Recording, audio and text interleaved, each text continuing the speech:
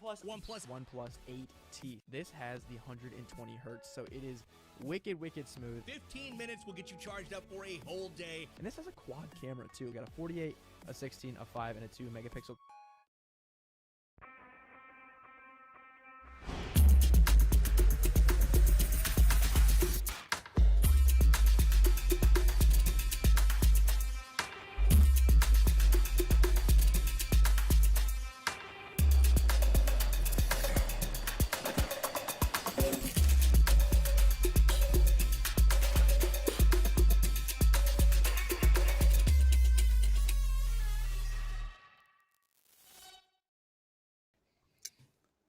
Day 5 of the PMCO North America Spring Split is upon us.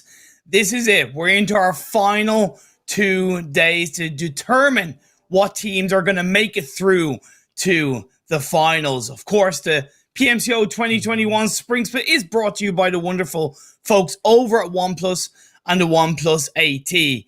I'm Imperium as I move my mic away. And I'm joined by the wonderful Zute to break it all down, baby.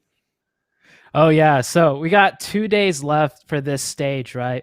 It might be 2 days left, but for the teams playing today, this is their last day. So this is their do or die moment. Yeah, we got one more day left that we're going to cast, but this is it for these teams competing today. It's pretty damn exciting to say the least, right? Because we started on Tuesday, 12 games for each team, and now suddenly we're into our final 4 games for each team. We've had ups and downs, we've had crazy circle shifts, we've had everything and anything. But at the end of the day, each team from Group A and Group D in tonight's games are just going to have 4 games, 4 chances to have those massive pop-off games that are needed. Yeah, and every day was different. And coming into today, it is the most important day, right? Like you said, 4 chances to secure your points. And if they don't make it, this is it for them. They got to sit out for the next half of the year until the next season comes. And so this is it's so important for them to continue on, because if they do, they have a fighting chance for an X amount of months afterwards. But if they fail now, they have to sit on the sidelines and watch for the next few months, and they can't do anything about it. Yeah, it's definitely not going to be easy to deal with, to say the least. But let's get through a little bit of the, the details in terms of the point system. Let's have a look at the point system, how the teams do, of course, gather the points needed to get whatever they need to make it into the top 14. We, of course, as always, have 15 points for the chicken dinner.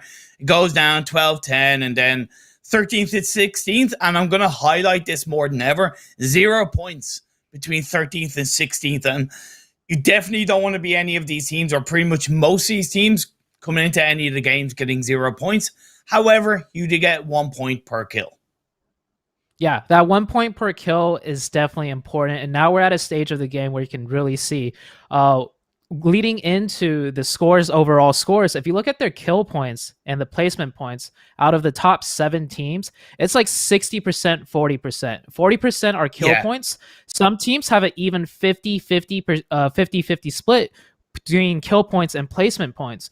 So yeah, we always talk about it. Secure your kill points, kill points, kill points. It's literally 40 to 50% of your overall score.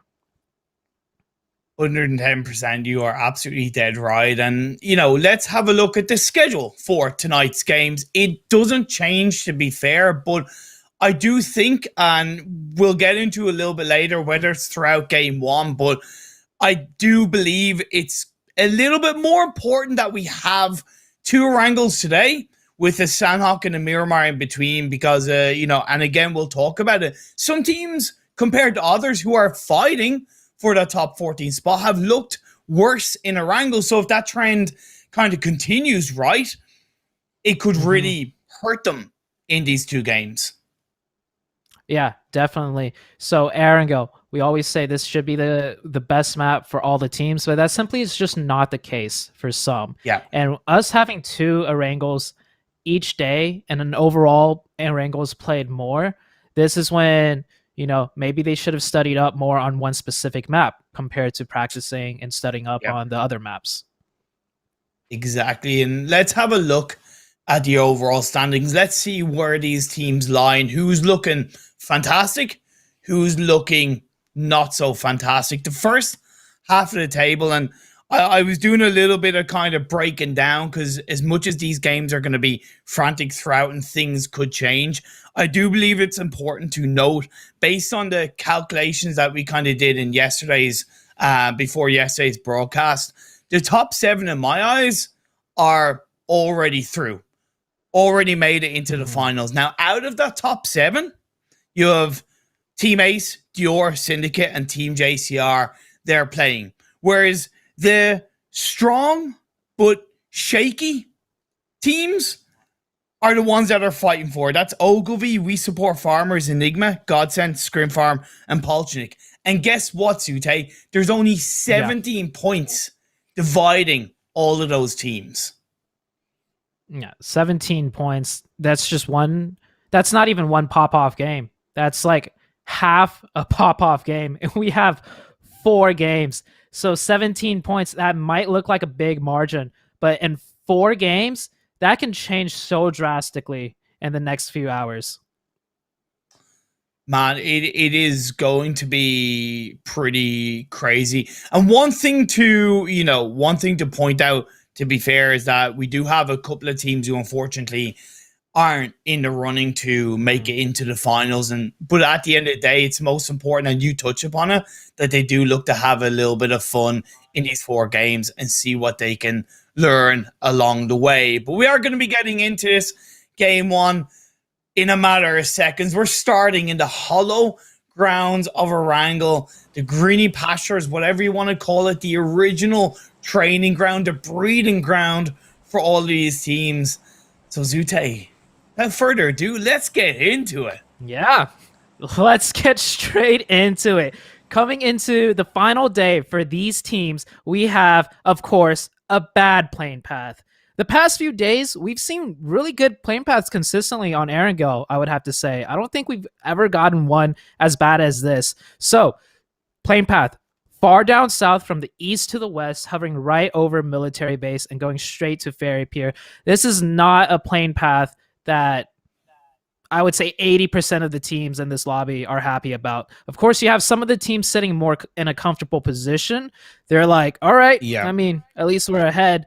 But man, for the other teams playing that really need every point they can get, I'm looking at Scrim Farm right now, right? They are dropping in Novo, so it kind of works out for them. They drop fast, they land where they want. So this plane path may be a small blessing for Scrim Farm to start the day off with. Is that Ogilvy dropping down Military Island, but not like the base, but the south part of the Military Island?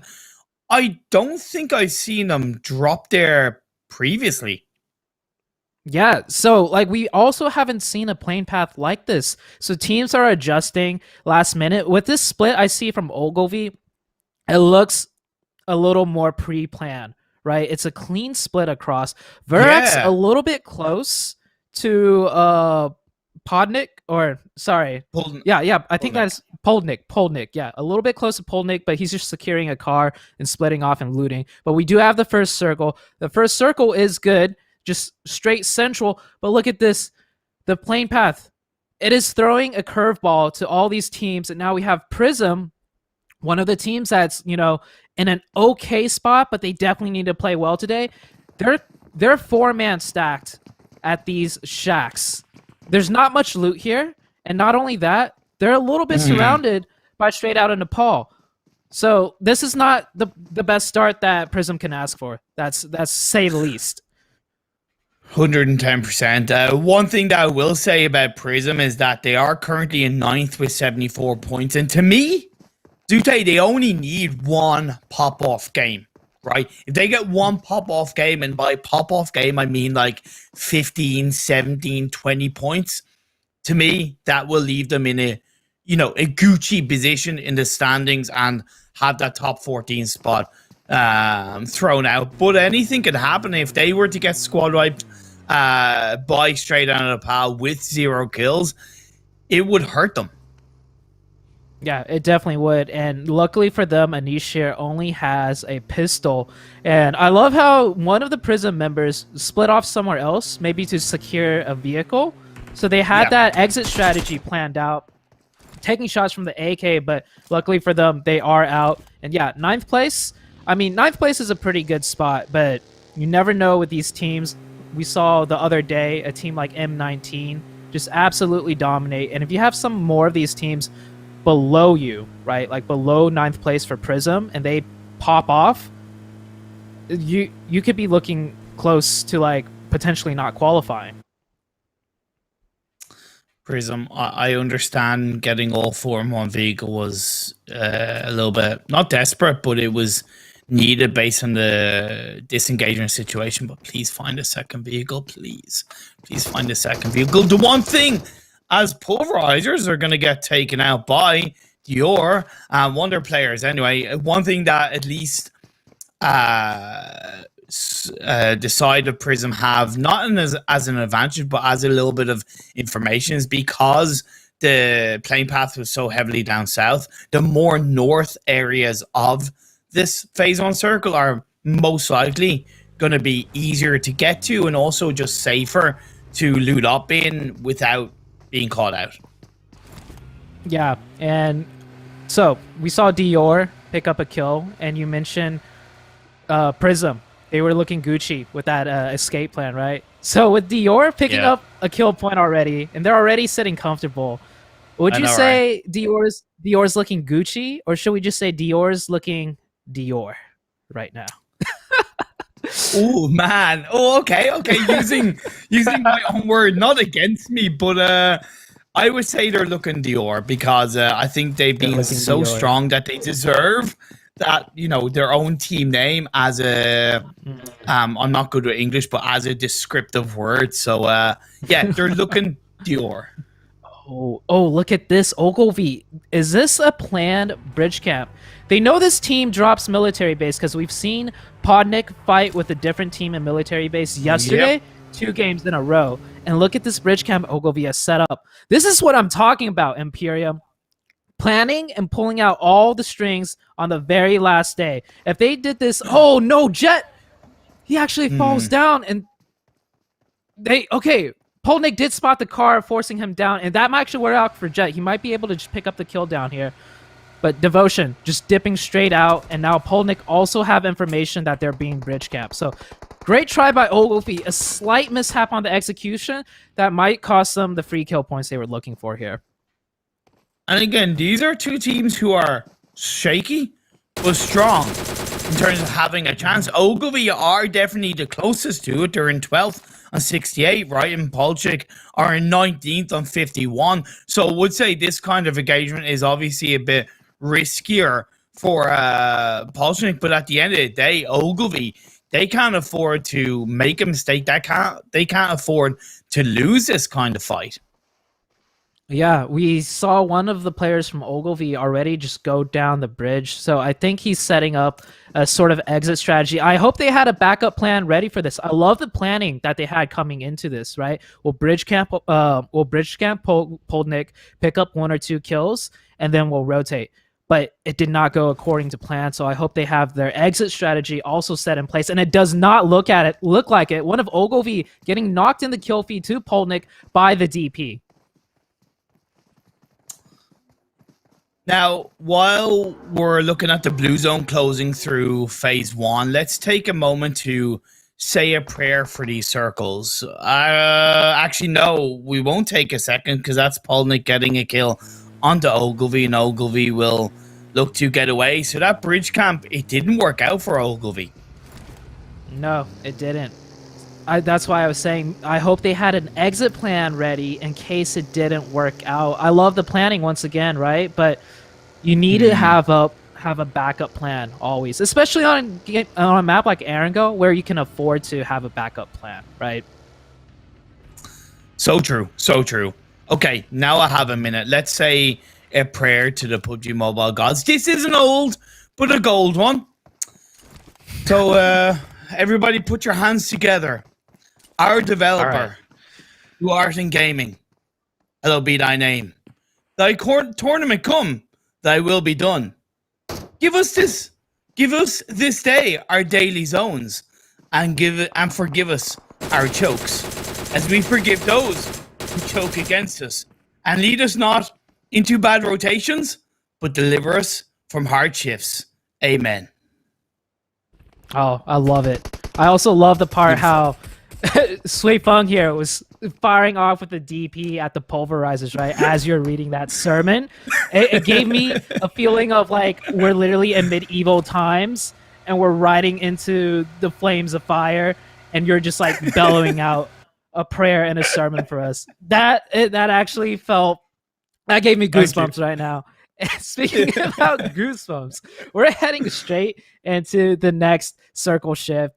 All the teams pretty evenly spread out already throughout the central of the map, and that centralization of the circle couldn't have been any more perfect. Look at this. There's barely any open spots, and any teams trying to rotate in like more central, it's already occupied. I think the teams today are focusing more on rotations because positioning wise, everyone's looking strong. And okay, here's the backup plan. We might lose one player, but that's not going to, shake us down. We're going to just bridge camp them, but on the other side of the bridge. Now, Polnik, they knew they were getting bridge camped. I'm questioning why, as to maybe they didn't think to take the other bridge. Yeah. Right? Like, that must have been on the backs of one of their players' mind. Hey, we got bridge camp on this side. We push Ogilvy away, but not out of sight, out of mind, right? You can't think of it that way. But Ogilvy picking up 2 kills. One of the Polnik players does get away, and the other player's still stuck on the bridge. Especially considering that phase 2 shift being kind of pretty centralized, which means Ogilvy don't have far to go to rotate into phase 2, meant that they could afford to bridge camp for a little bit longer, even if, Polnik had waited a little bit longer to move across the bridge. But that was definitely a little bit of a SMH my head moment for Polnik, and they lose a player along the way. Yeah, that was they celebrated an early victory, picking up a kill, being bridge camp themselves, but then they maybe they got unfocused, right? After getting that kill point, and then the surprise of getting bridge camp, maybe they didn't think clear enough, and they were just thinking about, okay, we got to rotate now, but yeah, they forgot about the they forgot about Ogilvy. That could just be on the other side of the bridge. Yeah. Syndicate right now, they're in 6th place. Like I said, they're one of the teams that are in the top 7, which I would bet my bottom dollar they've made it through. They do have pulverizers down in the apartments below them. I don't mind pulverizers being there, but we've always talked about how hard it can be to disengage away from apartments if it does go harshly away from that area. Yeah, we see pulverizers had already lost 1 player, and I think that might have influenced them to go to the apartments. If you ask me, apartments this early on is kind of one of those rotations where you just want to find somewhere that feels safe, right? And with apartments, even if there's another team here, you can easily find one of the buildings that's open and hunker down. So I think pulverizers, they're a little bit scared right now, losing a player so early on, and this being their last tournament day, that they just went straight to apartments and it's like, okay, let's just chill here. We know this place is safe. Maybe we'll get Circle Bless here. Maybe we'll just, get lucky. Hometown are in a position where they can make it into top 14. They do need that massive pop-off day, right? They need a Team JCR day, an M19 kind of day, a passion for a kind of day with 4 very strong results. I was talking to Harsh a couple of days ago, who has been the top kill leader for this side so far, and they've come into PMCO with 2 new players, and so it has been a difficult change and a difficult challenge for them to adapt, but adapting phase 3 pops up and it shifts down south, Zute.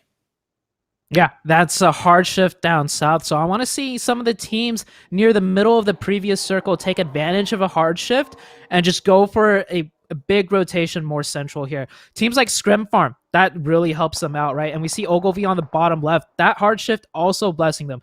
It does hard shift away from a team like EFC, though. And EFC, they're also one of the teams that's looking a little bit shaky. They're not in a terrible position, but they definitely need 4 good games today. And they're caught on the edge. I'm wondering if they're going to focus more on a rotation for this one. Yeah, we'll definitely have to wait and see. I do know that they're looking to be very focused and be a bit more aggressive. I was talking to Telly today and I was asking him how he's feeling, and he did point out a couple of key mistakes the team were making, and one of those was maybe not being aggressive enough, or essentially their rotations were a little bit more aimed at the T1 level as opposed to what can be an unpredictable set of teams in these kind of lobbies. Yeah. I believe Telly mentioned that in T1, there's not as many teams that edge on these circles. And so they're more used to having an edge side that's clearer. But once again, we see them on the edge taking a fight. So I don't know if they're changing their game plan or if this is just a position that they're very familiar with. Yeah, they had, I believe, in one of the previous Erangel games, they had put themselves in that kind of position. It was the game where they then pushed down the hill on towards M19. Yeah, and now they're going to be taking the fight on to We Support Farmers, another team who is in that area. They're actually ahead of EFC in the overall standing. So this is a very important fight, not just for EFC in terms of grabbing the points needed to make it into the top 14, but of course, suppressing and pushing back We Support Farmers. Oh, beautiful nade through the smoke too. And yeah, okay, they're changing their game plan up. This is the first time I've seen EFC play aggressive on the edge. We saw how both teams were chilling on the edge in their irrespective spots, but Spring just pushing up and running over one of the players from We Support Farmers, leaving We Support Farmers only down to 1 player, and they are on the chopping block potentially if they don't have a good day today. So this is working out for EFC beautifully. Ooh, the pain, nearly feeling the pain as his buggy is smoking up. And he is able to get out of there, but he's going to be pushed right to the northern edge of the circle as the next phase is about to show up, and it shifts down to southeast. Southwest, actually. Another hard shift. Ogilvy clapping their hands in joy. Perfect position for them to be in for that circle shift. But we have a three-way fight right now between Polnick, Syndicate, and Dior. And this is on Potato Hill, one of the heavily contested areas of the map, and it's not even in zone right now. Very risky for Syndicate because they're pinched in between those two teams, but they're going to trade up quite nicely. Priest going to come on through as Kalu is going to get knocked down. Pulverizers, though, like I said, come in from behind and actually wipe out the side of Syndicate. That's allowed Dior to come in to get those revives as well as Pulverizer. So Syndicate, you may not have benefited from that, but you certainly did help both of those teams. Yeah, and these 3 teams, 2 of them, Dior and Syndicate, sitting very comfortably. Not to, they're just having a little bit fun with it. And Pulverizers, one of the teams near the very bottom with only 6 points. So I like seeing them play a little aggressive, get your kill points in, get your highlights in. This is the last day. Do what you want, right? Which is shoot people and pick up frags. As far as I know, EFC just squad wiped Shine Esports, so you were dead right in terms of they are being way more aggressive, and it complements what Telly was saying to me. So this is absolutely beautiful as Pulverizers are punishing the side of straight out of the pal from the edge of the circle. Another spray comes on through Phantom with some beautiful aim control. Yeah, so I'm seeing the level of aggression, not just out of EFC, but all these other teams. I think one thing we forgot to mention that's really important. This is the last day, and we have some teams that know they're safe, and we have some teams that know they don't have a chance. Yes. That's going to change the way they play, and we're seeing it now. I believe these teams are being way more aggressive, which is actually scarier for all the teams that are competing that really need the points to qualify. Like, these teams are just... You don't know what to expect coming into the last day, but one thing's for sure, we're seeing a lot more aggression. A lot more gunshots, a lot more ammo utilized as Prism had themselves down in a little bit of dip, as well as a shack and a couple of vehicles to play around. They're still in as a full squad. One of their players is in another shack further back. It's by the main road, so it's definitely not easy to deal with, but I do like that 3-1 split, right? Because if the 3 players get crash spawn, they do have that security. And talking about security, Godsend are trying to secure their compound on the northern edge of the circle. They've gotten a couple of knocks. They need to go in. They need to get the squad wipe onto Dior because they have to get all the points needed. Yeah, 4v2 situation, and one of them just got third-partied, I believe, from a different team, so this changes into a 3v2, and 2 of Godsend are actually knocked right now. This is not good for Godsend. Godsend is one of the teams that need to have a good day. They picked up 2 kill points, sure, but this could be the tournament end. Pulverizer's coming in for the third party. We're saying these teams are looking to play more aggressive, and it's really punishing Godsend right now.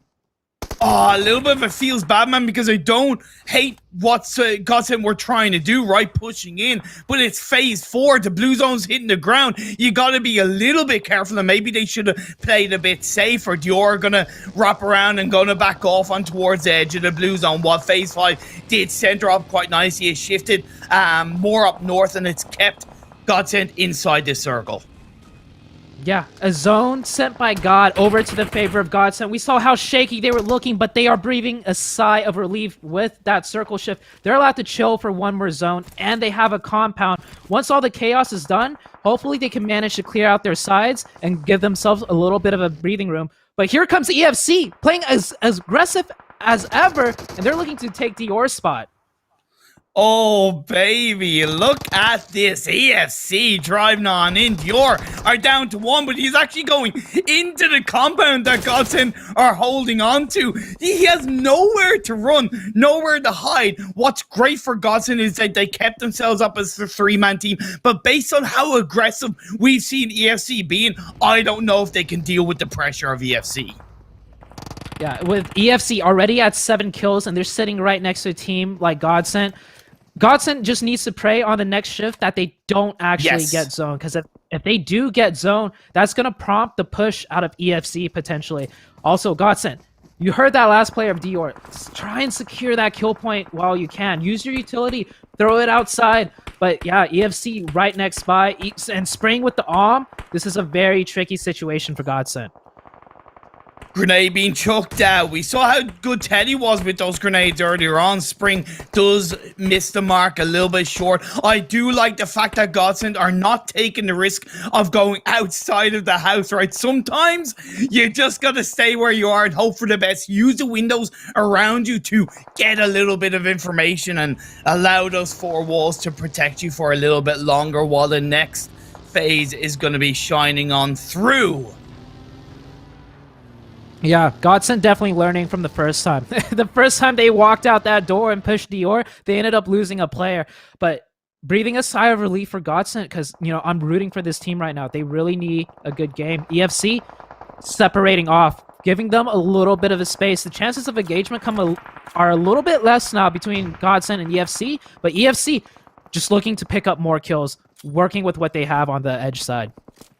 Also, as far as I know, Team JCR just wiped out Screamfarm NA, who needed points as well, lying in 18th on 53 points coming into this game. It's not going to be a good start for them. We have 10 teams left. Prism are on the southwest. The next phase is about to pop up. Where is it going to go? It centers extremely nicely into the loving arms of, as far as I know, that is Mizexis.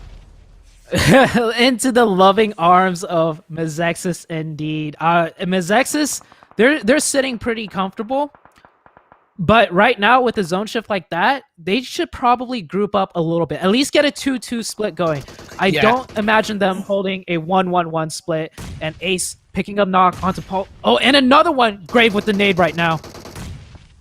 Oh, nicely done by Grave. Gonna chuck up another one. Priest has been doing a great job. The whole of Pulverizers, we noted it already, being way more aggressive. Nothing to lose in this PMCO, and that's gonna be a confirmation by Grave. A lovely nade being thrown out while he prones down in the distance. You got the blue zone closing in, and not just in front of Pulverizers or the side of teammates, but in front of them you do have Ogilvy and straight out of Nepal.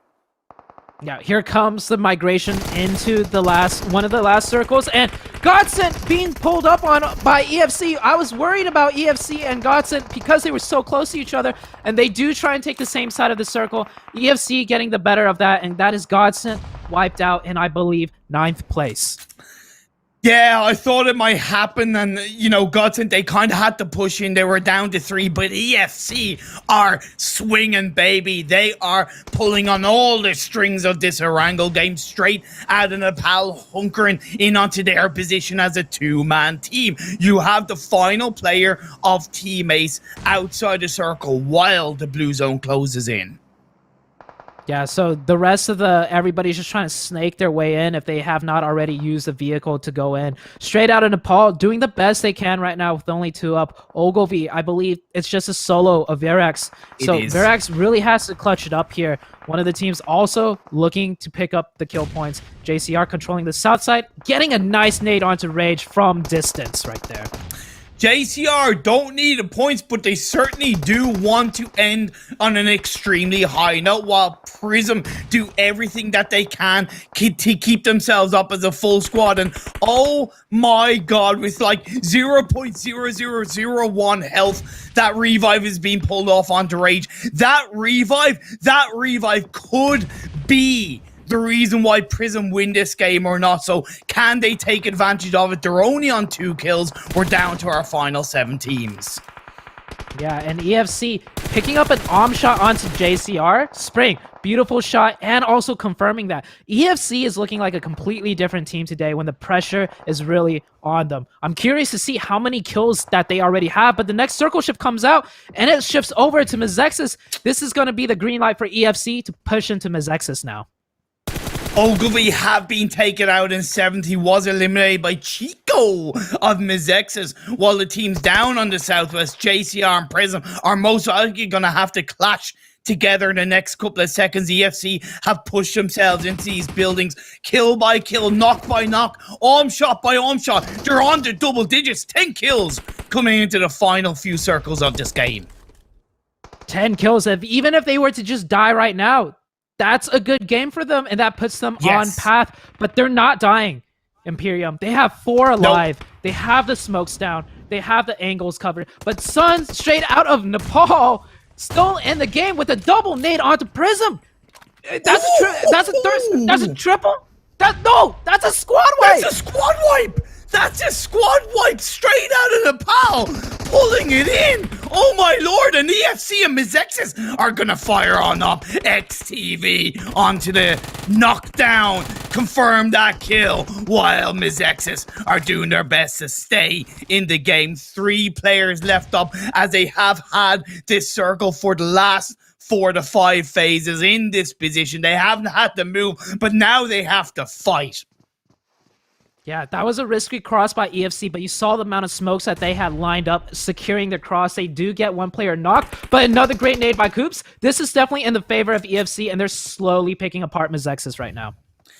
They are so calculated, so aggressive. They are a reborn team in this game 1 of the PMCO Day 5. Their final 4 games, and what a way to kick it off. Look, just find a niche of straight out of Nepal, but I believe they have 3 players up, so that revive might come out. Team JCR had their job done for them as straight out of Nepal wiped out Prism earlier on.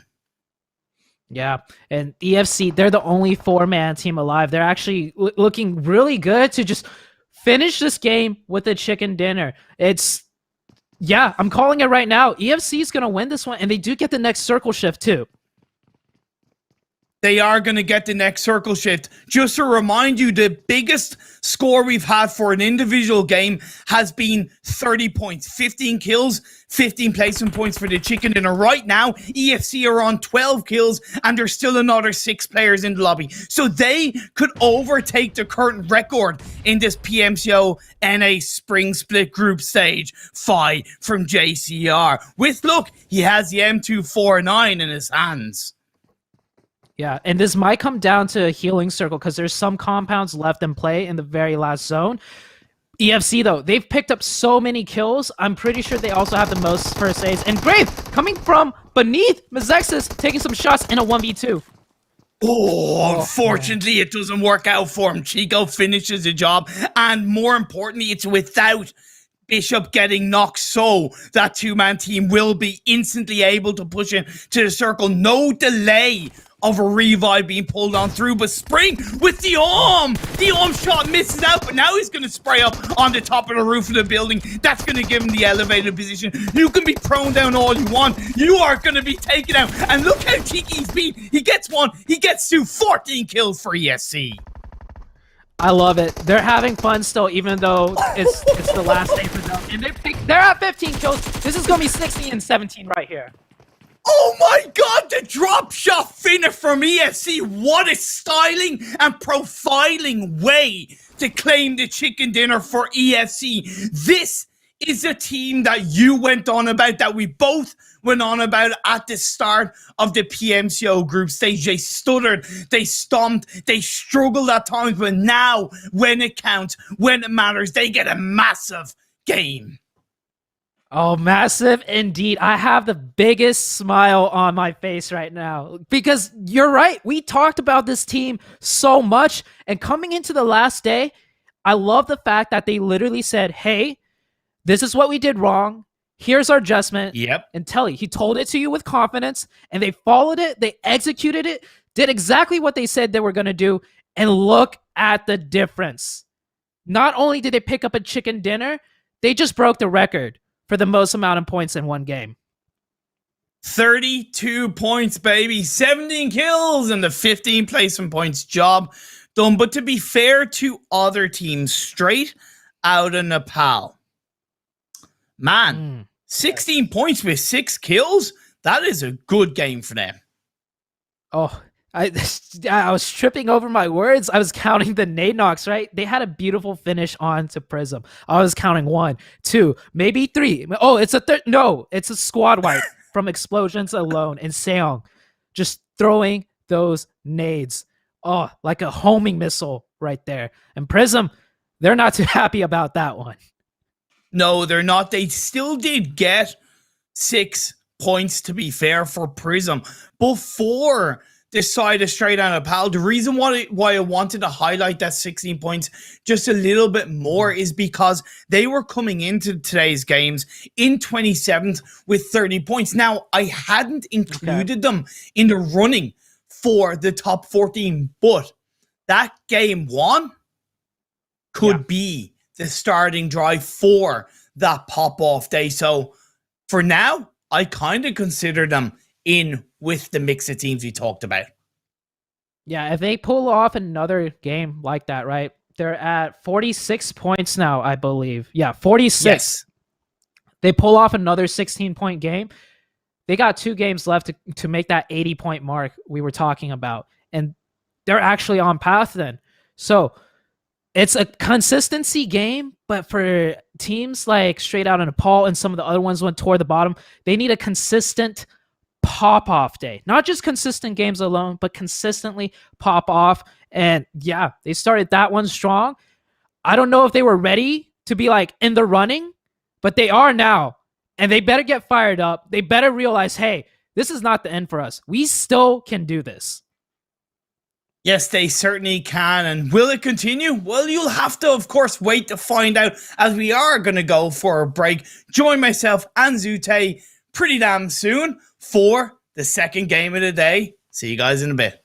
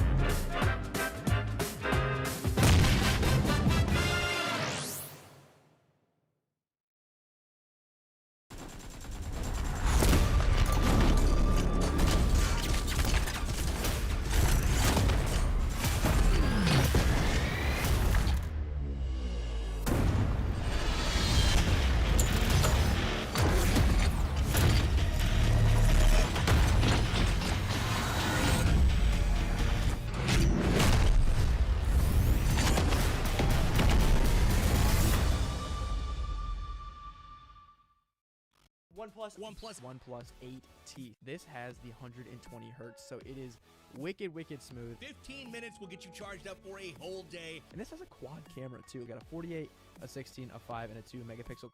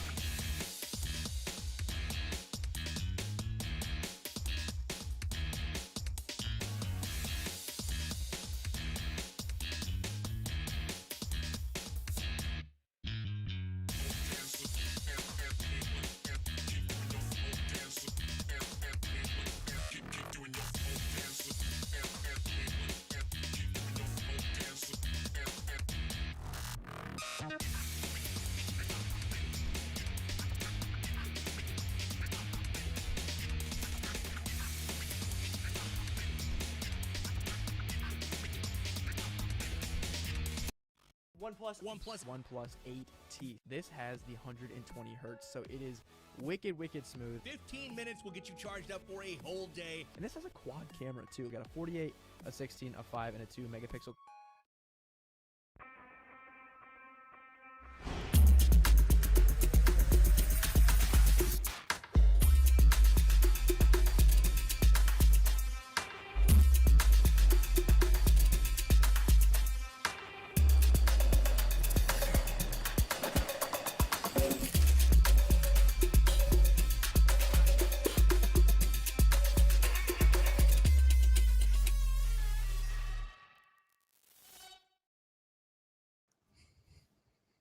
Welcome back to the PMCO North America Spring Split Group Stage Day number 5, brought to you by the wonderful folks over at OnePlus and the OnePlus 8T.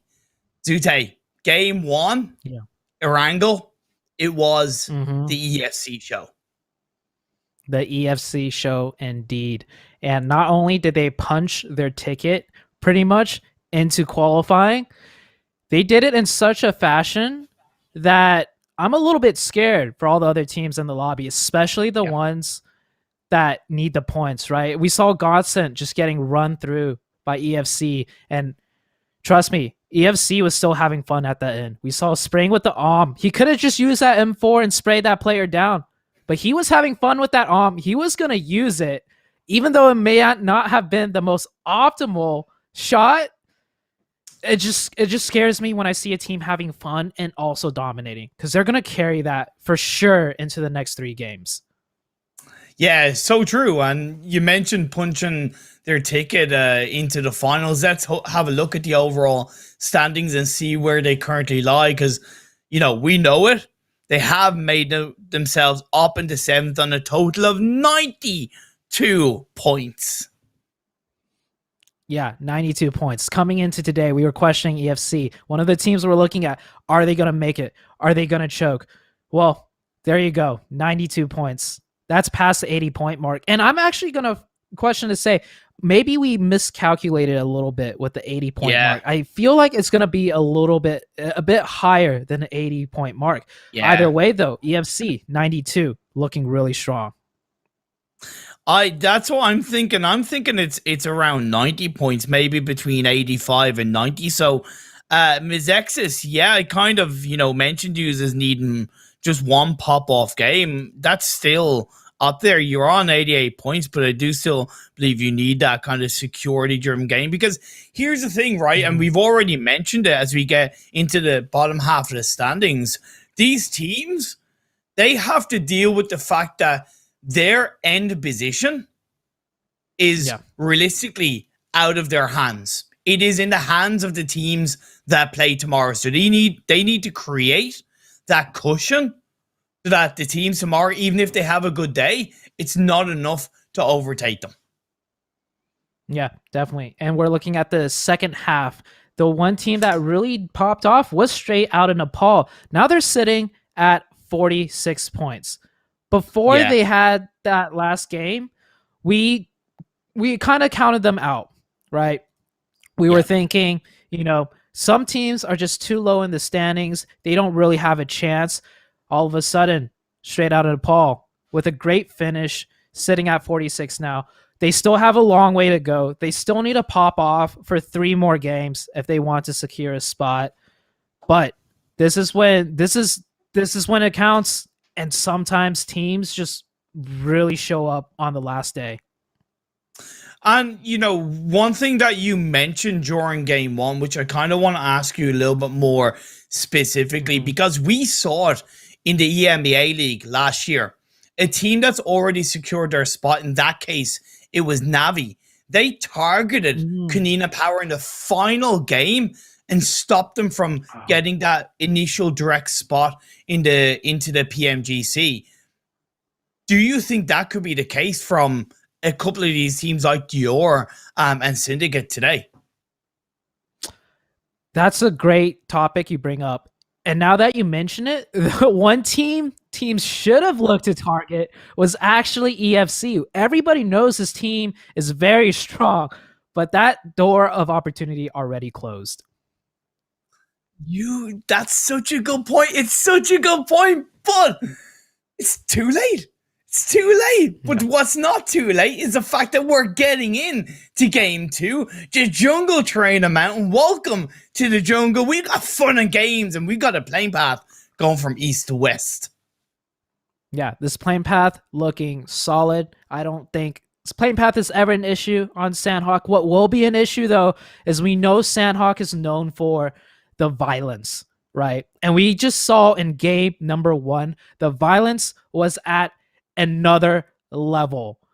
And I'm looking for even more violence out of EFC now after such an amazing, aggressive game, and they punched their ticket. They're sitting comfortable. They're sitting happy. They're sitting on momentum. And we're going to have 2 teams, maybe 3 teams in Cal and Tap Mock.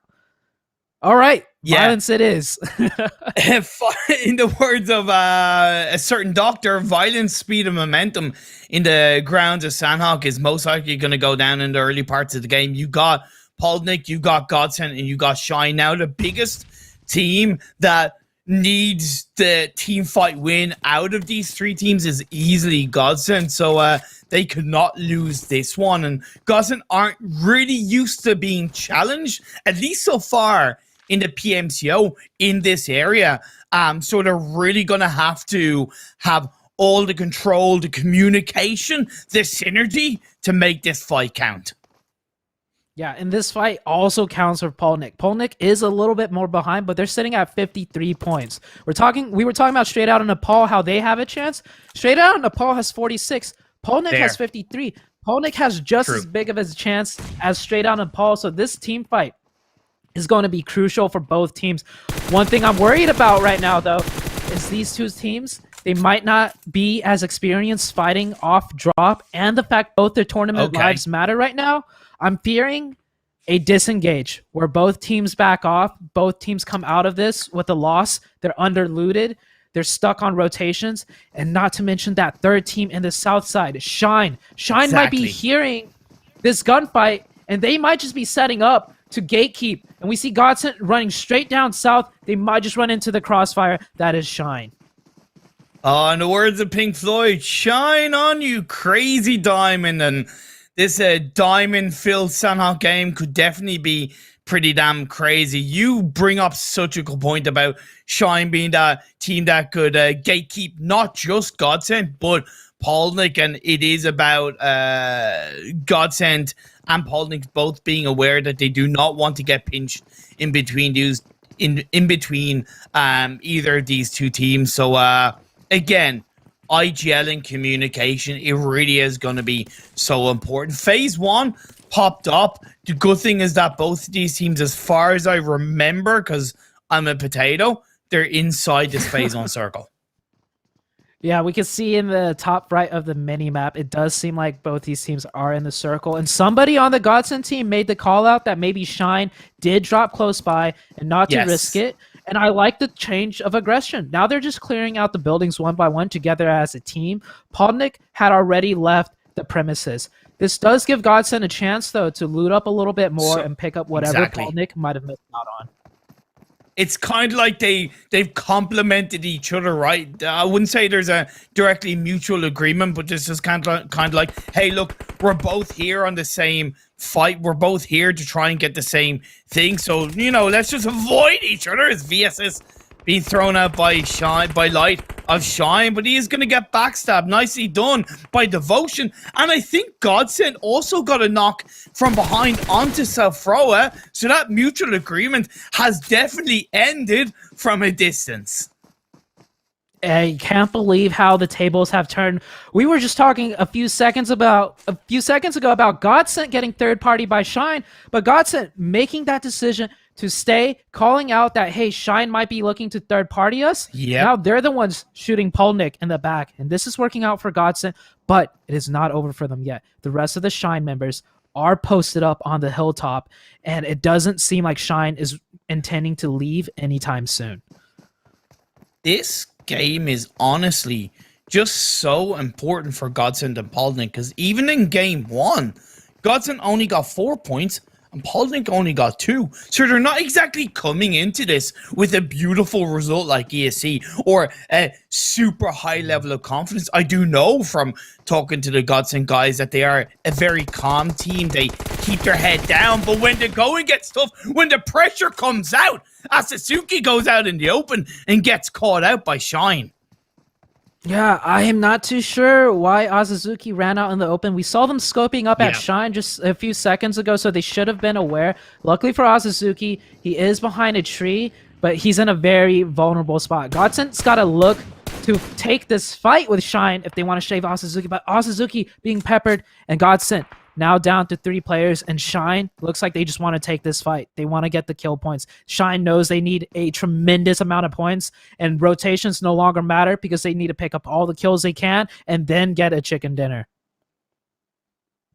And Shine, yeah, you could argue a little bit like Straight Out of Nepal in game 1. They don't really find themselves in the running. They're on 39 points in 25th. But just to be a little bit devil's advocate, let's say they were to have a massive game like EFC, get 30 points, 28 points. you could argue that they have shaken themselves into the running. Yeah, okay. This is one reason why I love this game so much. One pop-off game literally changes everything. And we've seen teams make insane comebacks. I remember watching PMGC last year.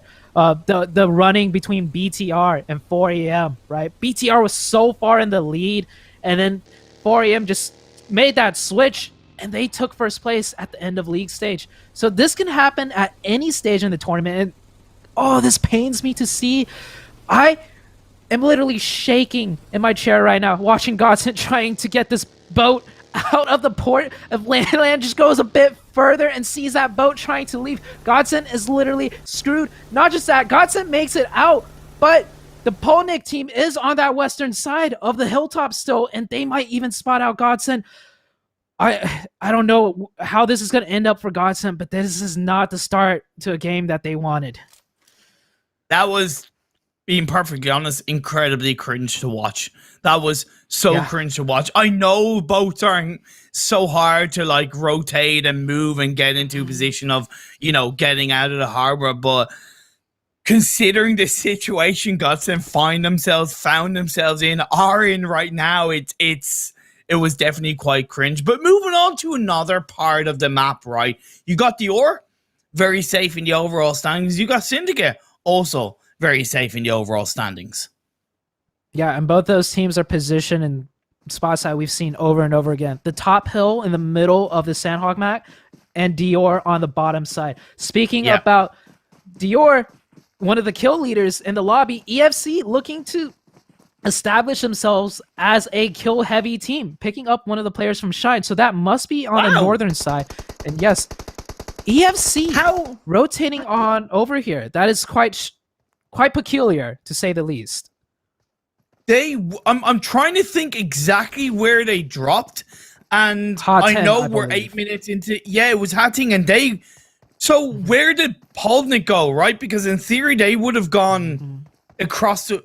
Okay, this is really interesting, but hey, EFC, they're hunting. They're looking aggressive, and they want to pick up as many kills as possible. Yeah, I don't think it's just the fact that EFC is hunting. I think they're also just having fun. And on Sanhok, getting third party in fights is always a problem, unless if you're on the very, very edge. So maybe that's why we see EFC just staying on the edge. They want to take every fight they can. And Godsent rotating on the far eastern side with that boat. So they did do a little U-turn. Luckily for them, they did not run into any other teams. And this is only Circle 2, right? We get a shift down south. We see all the teams already positioned in that area. So I can't say if this rotation is going to work out for Godsent because it's so early on into the game. But they will come in from a side that is less congested, which will be the eastern side of that circle. All the experience information is going to be so important to keeping Godsent alive in this game, because they will need to really dig deep and go, okay, who drops near the eastern side? How will they presumably rotate into this kind of phase 2 position?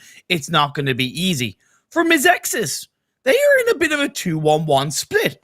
I really like this position. It could be a little bit risky, considering kind of how pretty central it is to the circle, but they have a lot of areas covered. Yeah, they have all the high grounds covered, and we see Chico in this watchtower. That watchtower is such a strong position, especially when you have people above you on the top covering you just as well. Scrim Farm, one of the teams that also needs points. They're at 56 points right now in 17th place. I was a little bit worried that they might try and go up the hillside, but they know better. It's probably taken, and they're going to rotate around to the south side. Team Ace going up against Ogilvy. Ogilvy not looking too good right now. Roos is knocked down.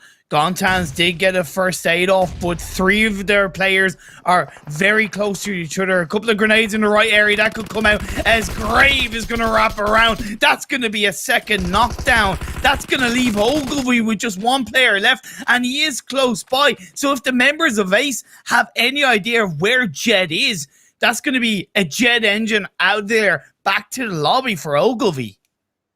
I bet you he wishes he could turn into a jet engine and just fly right out of there. But Ace is not going to let him leave, and they swarm him 3v1, and that's Ogilvy out. Ogilvy 74 points coming into this game. This is the only game they could afford to mess up on, and they just did. So they have 2 maps left. They need to tighten it up for the next 2 maps. And they only got 6 points in game 1. Just, of course, to remind you all, at the end of the day, when it comes down to it, the positions that these teams end on at the end of this day is not guaranteed, because you've got the 15 or so teams tomorrow that are going to be competing, waiting, looking to overtake the teams that are playing today. So, Ogilvy, you may be thinking, hey, we have 2 more chances to get 15, 17 points. What if you just about get there? It doesn't mean it's a guarantee. You cannot waste these games. Yeah, that is the worst. We were talking about it the day before. Would you rather play today or tomorrow? We both agreed on tomorrow, and that's one of the reasons. Even if you finish today and you see yourself in 14th place, you're quite literally shaking, because 14th place does not mean 14th place until the next day ends. And EFC continuing their rotation on the edge, ending up picking up another kill onto the Shine player, leaving Shine down to just J, and he is snaking as best as he can right now. The circle shifts further south. EFC is hunting for this last player, and it looks like EFC will find this last player. Oh, he sees him. He sees him. You know, Eximu wasn't sure, and he kind of moved, but then he saw it, and he's like, oh, okay, I'll take him out. Got those shots off, and that's going to be the end of Shine Esports. You talked about that rotation down south, so that will force EFC to move down a little bit quicker. But Polnick made a bit of noise, so ESC, they're not going to worry about it. They're going to go for this fight, but the snake in the grass at DBS Devotion out in the open. He's not going to survive, though. He will get knocked out by Spring. Yeah, so I actually don't think EFC knew Polnick was here, but just as well, EFC is happy to take fights, happy to kill, and they just pick another one onto Polnick, and 23 seconds left on the clock. EFC is in no rush. They're going to finish the rest of this fight. They're already at 4 kills. They're going to pick up another 3 potentially here, and Polnick, they made that great escape out in the north, but they end up running right back into EFC, one of the most aggressive teams right now in the lobby. Now, I know EFC in some way, shape, or form aren't directly going to have control about this, because they're just going to want to take any fight. Okay, wait, whoa, Safrona got a double knock onto the members of EFC. That's going to stop me dead in my sentence, and that's going to force EFC to just reevaluate this fight a little bit, because as much as they're having fun, they definitely don't want to lose players. Yeah. On Sanhok, though, the circle damage is actually relatively low on the early stages. So you can see they could get the revives here and also heal up and then also run into zone. Sure, they're going to be late to the zone and they might not be in the best position to fight into zone. But EFC, it's pretty obvious right now. They don't care too much about rotating and getting into a central position. We saw it in game 1. They stayed on the edge and fought everybody. They're doing the same thing in Sanhok, and it is still working out for them. The circle shifts, and it did go down the southwest as we saw, and it does still encapsulate some of that southwest island. So the river and Painan is very much to play for before we see this next shift. Yeah, and if the circle centralizes right now, you may not be able to tell from the minimap, but right in the center, stretching all the way down to the southeastern side of the circle, is one gigantic hilltop, meaning it could very well end up being on a long hilltop ending, forcing all the teams up into the open to try and get to the top. And Mazexis is already on one side of the hilltop to the north, and there's another high point on the southeast, close to where Godsent actually is, but Godsent rotating in, still in the blue. They might run into JCR here, and that is not going to be good for them. And we do get this hard shift. It's a hard shift all the way to the northwest. Godsent not getting any luck here. They got to make another long rotation, and it is not looking good for Godsent. They've only got 40 seconds to do it as well, while we move on over to Straighten Out and Nepal and Syndicate, two teams who are outside the circle as well, not looking the absolute best while they hover around the edge of the blue. They're going to move away from each other, so to speak, on top of the hill. Straighten Out and Nepal going to be looking for a little bit more information. EFC are in front of them, pushing into the circle themselves. So phase 4, 10 seconds until it starts closing in. Yeah, and Straight Out in Nepal, they're still alive, which is good, but with that circle shift, that's going to put them on a collision course with EFC potentially, and that is not the team you really want to fight right now. And all the other teams, Godsend does manage to pick up a knock onto JCR, so I believe JCR left their flank open, but they do have Luck watching in the back, an M24 knock onto the side of Godsend, and they are nowhere close to zone right now either. So both teams, this is pretty much mutual destruction almost.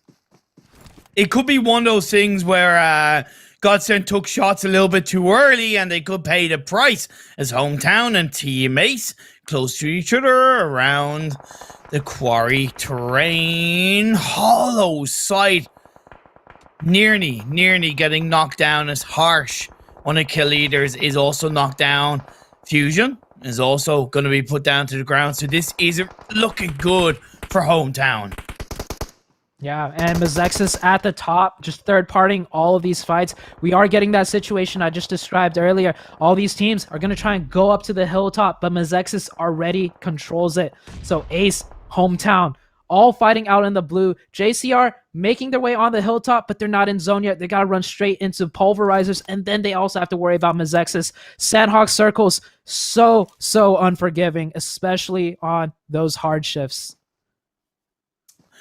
Hometown are still up as a 3-man team. Harsh and Hayes, the two driving forces of Hometown.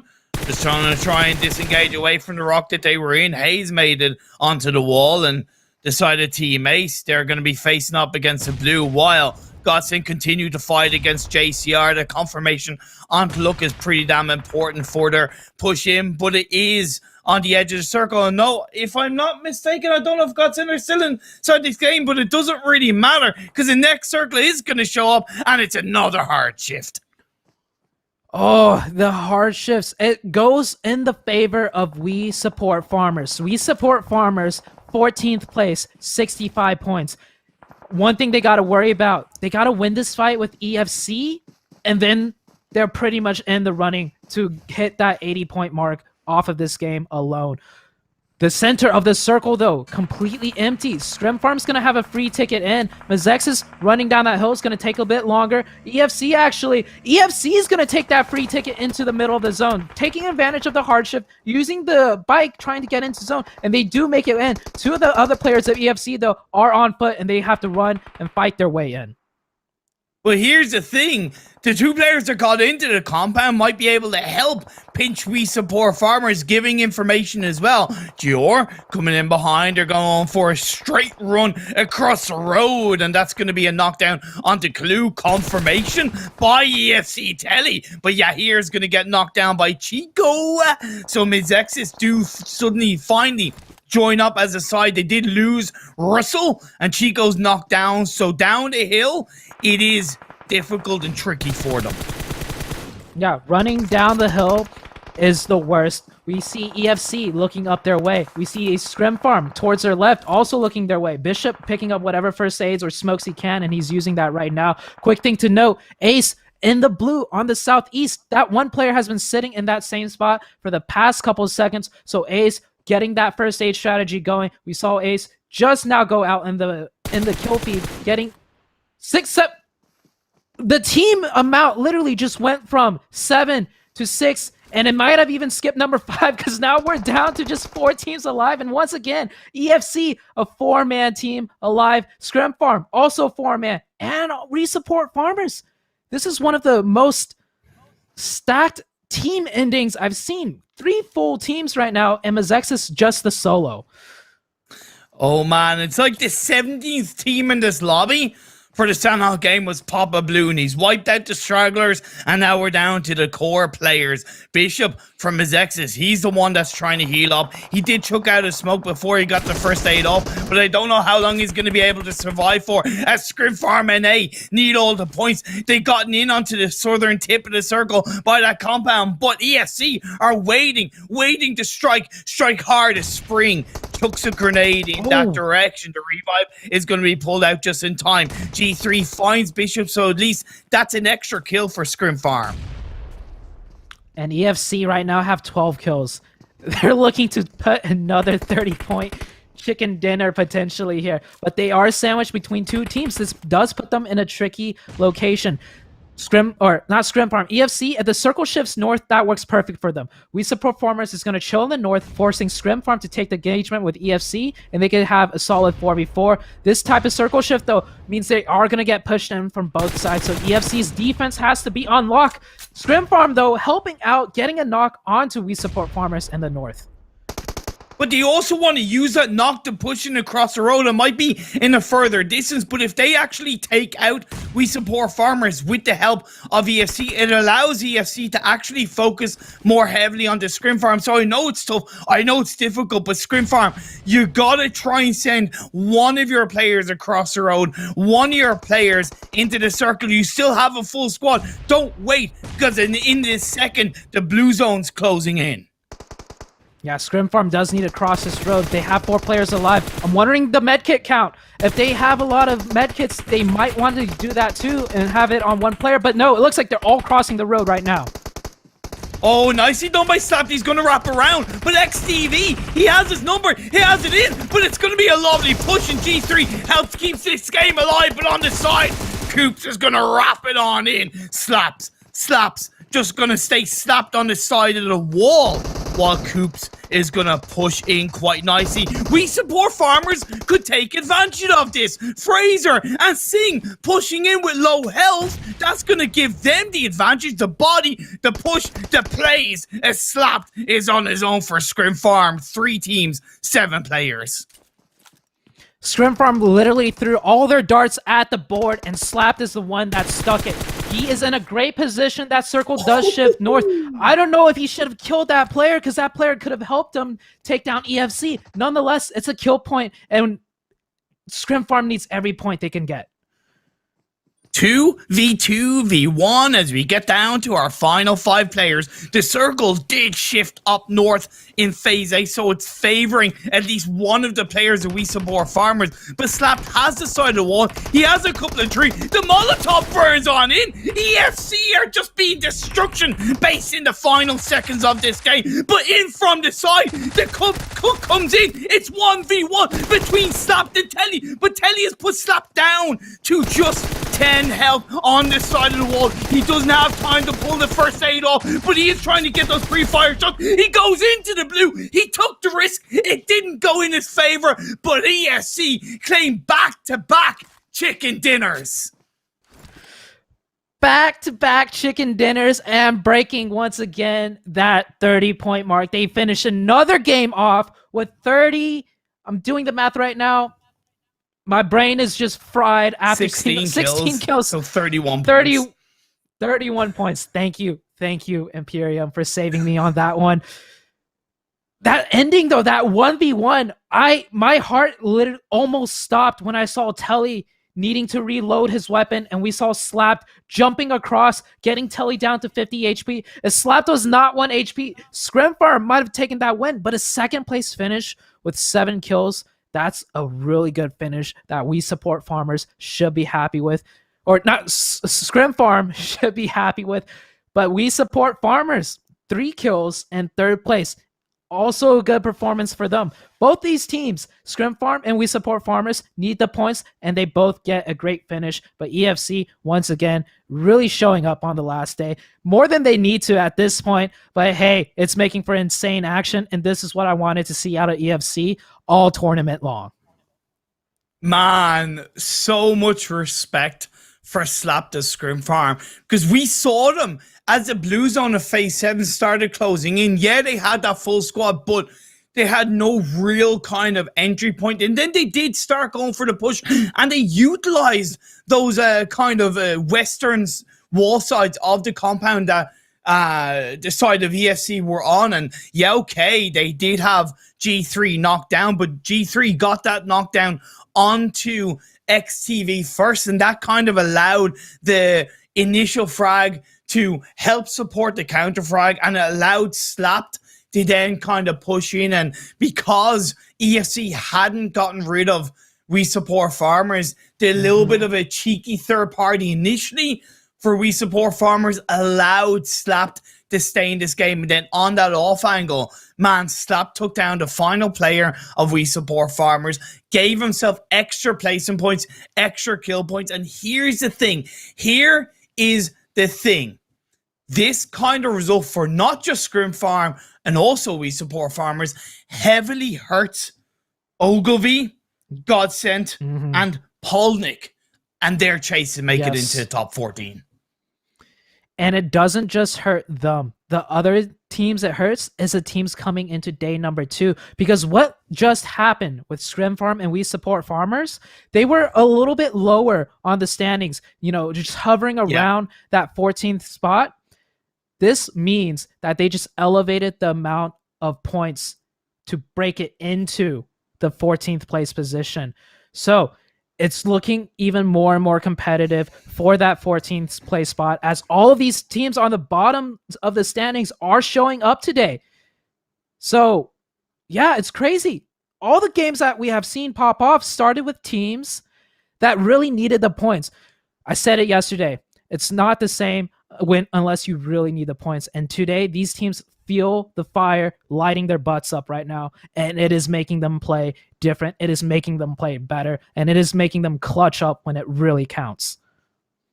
And it's making the games a hell of a lot more exciting. And we still have 2 more to go in Miramar and Arango. So after this short break, we will see all the action unfold in day 5 of the PMCO North America group stage. Don't go away. We'll see you guys in a bit.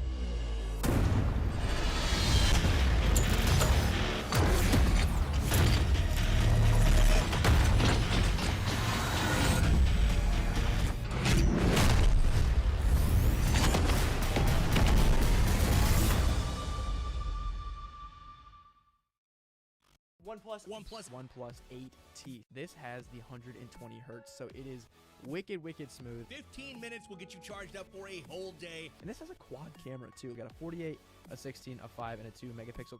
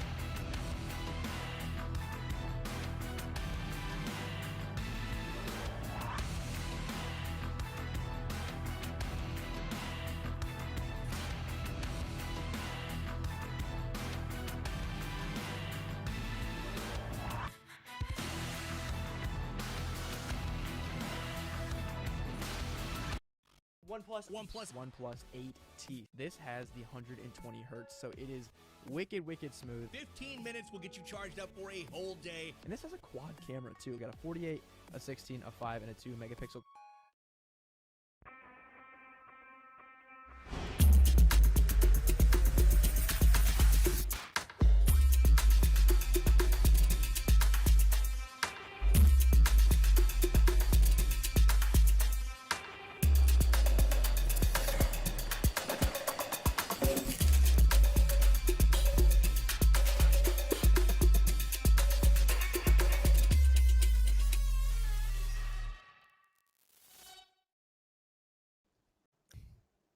Day number 5 of the PMCO North America Spring Split Group Stage, brought to you by the wonderful folks of OnePlus and the OnePlus 8T. 2 games down, 2 games to go, and would you believe it? The winners of the winners of the first 2 games, EFC Fan Club, monstrous start to the day from them.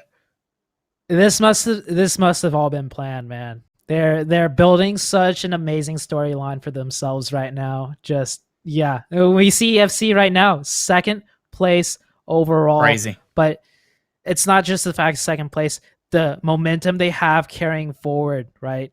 It's gonna, like, this type of momentum carries for like at least a good another 2 weeks, man. When we go into the next couple stages, they're gonna be feeling good. Oh man, but let's turn our attentions to the danger zone, right? The danger zone, which in my eyes is 10th downwards, right? Prism Esports. Yeah. They came into this not too bad, but they failed to really kind of light up the first 2 games. Yeah, they came into today 9th place, so they've actually dropped 1 position.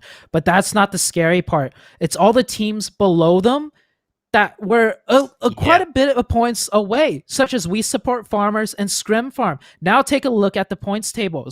We Support Farmers, 2 points behind Prism now. Scrim Farm NA, 5 points behind Prism now. Prism had a cushion. I will give them, they had a cushion coming into today, and now that cushion is absolutely gone. Now they're being pressed.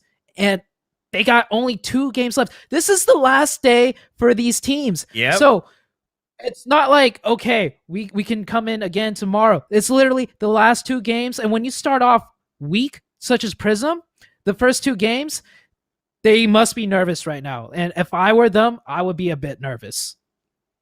And it's not just the teams who are playing today who have closed the gap. You've got the teams that are playing tomorrow, like Punjab and the Panthers, who are definitely not going to be afraid to overtake them in tomorrow's games. But moving on to the second half of the standings, it's still technically within the running for Polnik and Straight Out of Nepal. They're on 54 and 51 points respectively, but it's definitely very much slipping away for them. Yeah, it is starting to slip away. Straight Out of Paul had a great game 1. We need to see the same thing in game 2. Paul Nick, they're sitting at 54 right now, and they haven't had a huge pop-off game yet. Maybe this next game will be their pop-off game that they're going to need to carry into the last stage. But I don't know how easy it is to pop off in a lobby like this when you have a team like EFC just literally hunting heads down, slaying it out, 2 back-to-back chicken dinners with 30-plus points. Yeah, I don't think any other team's going to get a breathing room to have that big pop-off that they might need. And I spoke to Vurex before today's broadcast of Polnik, and I asked them, similar question as I asked Telly of VFC in terms of how you're feeling coming into tonight's 4 games. And obviously English isn't his native language, because as far as I know, the team is Russian. The players are from Russia. He kind of said, I was a bit worried. If we do not good today, then we'll be out in 14th. But what's more important is that he did say, my team's plan today is in 5th on the leaderboard. I hate to say it, but I don't think that's going to be possible. They can certainly have a good run for it, but I don't think 5th is going to be possible at this stage.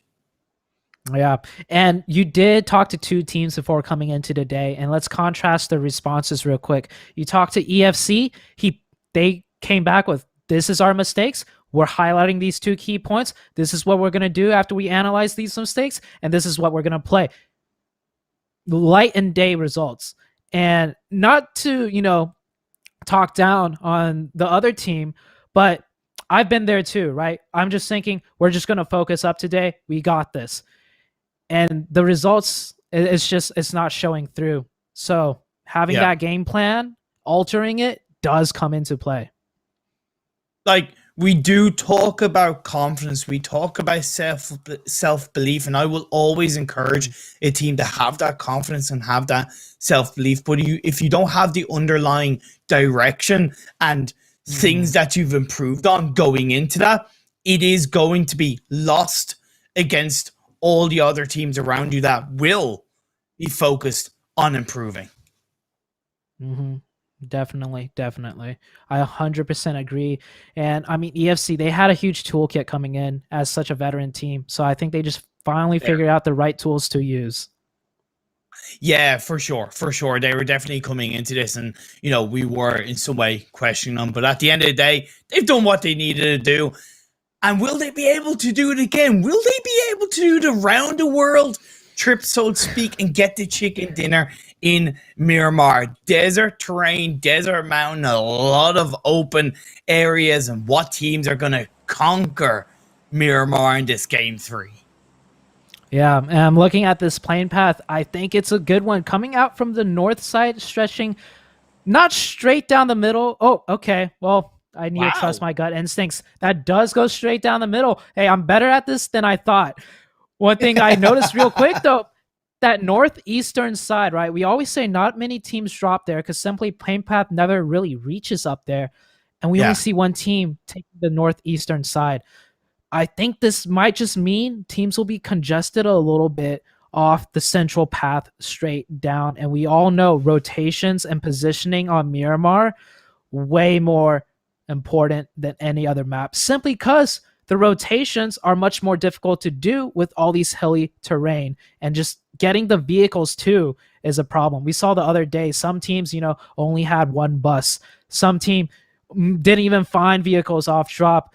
But man, I wish the best to everyone, and hopefully everybody could get what they want, because the plane path, very, very fair. Yeah, so true. As these teams do look to, of course, drop down in their respective spots, Godsend will have Impala pretty much to themselves, and it's going to be, for now, a nice little entry point into the circle. Phase 1 does show up. It's a little bit more west compared to this plane path. Yeah, definitely way on the west side compared to the plane path.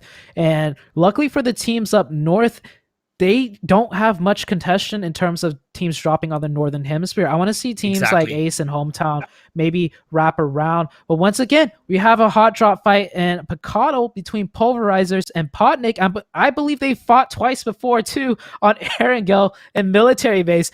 I don't know what it is with these 2 teams. Maybe they have it out for each other, but I think these 2 teams have fought each other off drop more than any other teams. And for Podnik, it's so important that they do either get the squad wipe or they look to disengage away from Picado pretty quickly. Because when you look at this phase 1, this team, and actually both of these teams, are more on the eastern edge of the circle where a lot of teams are around them. So if they leave it too late to disengage, they could easily get caught out on their rotation into a central circle position. Yeah, teams are definitely congested from the eastern side, and they are in a good spot in terms of rotating. That road leading out of Picado to the west into the zone, it's a straight shot road. You don't have to worry about hills. You don't have to worry about bumps. And you're driving across a piece of the terrain where nobody drops, because all there is just a few scattered buildings here and there. So they got to make a decision quick, right? We either got to rotate quick, or we got to look to go aggressive and maybe pick up 1 or 2 kill points quick. And time is ticking. We're a minute 10 until circle starts closing. They have this player, for example, has 3 first aid kits, a UMP, and a 3 times and an M16. Honestly, I would say that's enough to warrant a rotation ready team. Yeah, that's actually a good kind of question that you put out there. What, and I know it varies from team to team, but kind of what amount of loot warrants a good enough amount of loot to rotate in? So it depends on the circle. If the circle is a high priority rotation circle, okay, yes, we're going to look for the bare minimums. I would say level 1 armor across the board. Level 1 helmet, level 1 vest, that's enough. You don't need level 2, as nice as it is. And then an automatic weapon. Ideally an AR, right? You could do AK, Uzi, AK, sniper, like Mini 14, M24. The AK is solid. But even if you don't have a rifle, if you have a UMP, that gun is pretty good long range. Very low recoil. The bullet speed's quite low, though. But I was looking at one player. He had an M16 too. He could use that for the long range. Single fire M16, really strong weapon if you know how to use it. And the UMP for the automatic part of it, right? When you close range and you need to spray enemy down, the UMP works. That's the weapons. That's the armor and meds. Just 1 first aid kit and 1 booster. As bare bones as it sounds, when you're playing at the high level, especially in Miramar, it's all about positioning, and you shouldn't be getting knocked for no reason and getting revived and wasting your meds. One gun I'm a little bit disappointed you mentioned that you didn't mention, considering it has kind of featured the Winchester. Come on. Come on. Okay, okay, all right, we've seen 2 Winchester knocks on Miramar. Exactly. We've seen 2, and that is more than I've seen in. Just ask. Why I gotta put it on Russell, man? Oh my gosh. Oh man. man. To my homie Russell. But all right, okay. If you have an AK and Winchester, all right, your Winchester's your sniper. It's got that built-in scope too. Right. Oh man. Okay, we're back to Polnick here, right? Yeah. The circle's closing. They're not looking to get aggressive. They're just doing the stalemate, and this is not what I like to see. Lamey has 6 first aid kits. Like, even if you knock a player at this distance, it's going to take another 2 minutes to formulate a plan and engage. So literally, Polnick is wasting time, and Polnick is one of the teams sitting in a spot where they could, finish off the game potentially and qualify. They get a knock. I want to see the push right now, man. You're taking your time, and all right, I stand corrected. They got a knock and a kill somehow at super long distance. I don't know where that player was, but Polnick picking up the kill, and Devotion looking like he's looking for a very, very, very, very, very wide off angle. Wait, just to make sure, because I wasn't sure. Do you mean very high off angle? I wasn't quite sure if you meant very high. Yeah, I meant very high. He went to the east side. Okay. We know the circle is on the west side. So he's only going there to get some sort of angle, but we have a fight between Shine and Suns straight out of Nepal, and straight out of Nepal definitely be coming out on the losing side of that. And Shine picking up 2 kill points, I believe. Yeah, 2 kill points. Might be a little too late, though. There are 40 points coming into here. I don't think that's enough. And they're going to need to kill the rest of the lobby, maybe even, if they want a chance on qualifying. So true. Syndicate and Mizexis seems to be battling out a little bit towards the center of this phase 1 circle. Syndicate did go for that, as usual, kind of split drop, one that you're a fan of, and they did seem to join up relatively early, but Mizexis for now have their number. As much as Mizexis have a spread, they've been able to get that kill onto one of the Syndicate players. Yeah, and Mizexis, this is definitely a fight that they do not need to take, but they're sitting at 6th place, so I want to see if teams who have secured their ticket, right? Teams like EFC start to do things that is outside of their typical game plan, just to practice some things that they're not, the best at. It looks like Mizexis, though, is going to go back. They scouted Syndicate out, got the information. Maybe they'll devise a plan of attack, but with the circle about to shift very soon, I'm thinking they're just going to play for the rotation. I do like the fact that they kind of moved away from that, and you bring up a very good point, which I suggested onto the side of Segment X at the end of day one, trying something different. Team Ace trying, I wouldn't say not directly something different, but something pretty common, which is finding a player, getting the knockdown, and now they're going to look to try and push onto that. However, one of their players, Peaceful, is knocked down further back, so that might be just a little bit more of a distraction play from Nomi, but Hayes takes that kill away. Yeah, they're going to trade that 1-for-1. So Hometown Hayes getting the off angle on that one Ace player, but it's not the end of it. Ace is going to just basically take that as a cue as, hey, we got to leverage our advantage here on the player we knocked here, and they're going to push in and pick up 2. Ace losing 1, Hometown losing 2, and I don't think it's over yet. And notice where they're fighting, on the edge of zone. This is what I like to see. I think all the teams, if you're caught out on the edge of zone, right, and you don't have a chance to make that strong rotation, oh my god! Wow. AK 3 times with the silencer. Wow. I know. I find that Beautiful more shot. impressive is the fact that it was with a suppressor, because let's be fair, that attachment for any kind of distance on an AKM is, you know, it's pretty useless. However, he's going down in a blaze of glory. Man, you gotta be careful how you cross those roads. You just got caught out, and Fusion is left on his own, and it's better off that he just moves out of there as phase 2 has shifted on up, and it goes up the northwest. Up the northwest, and EFC just chilling. Look at how congested that southeastern side of the circle is right now, right? That's why I want to see teams like Polnick and Pulverizers, which are still chilling in Picado, get that quick rotation, go down the road and get central, but they've forgone that option. One team, though, that is making a nice rotation is Godsent coming out from the north. We saw them make a wrapping rotation last game on Sanhok. The circle, unfortunately, hard shifted complete opposite of them to the other direction. Maybe this is a game where they're going to catch a lucky break and maybe get the next hard shift up to the north. Either way, there's a lot of teams down towards the southern half of this circle, and there's a lot of engagements. That's going to be the end of Hometown at the hands of Team Ace. Pulverizers and Polnick still in Picado. Devotion Sephora has pushed on forward, but it is 2v3 in the favor of Pulverizers. Yeah, and Podnick taking the aggression with that nade pin. Oh, that was a close one. Yeah. This building is so hard to push because the only entryway you have is those stairs.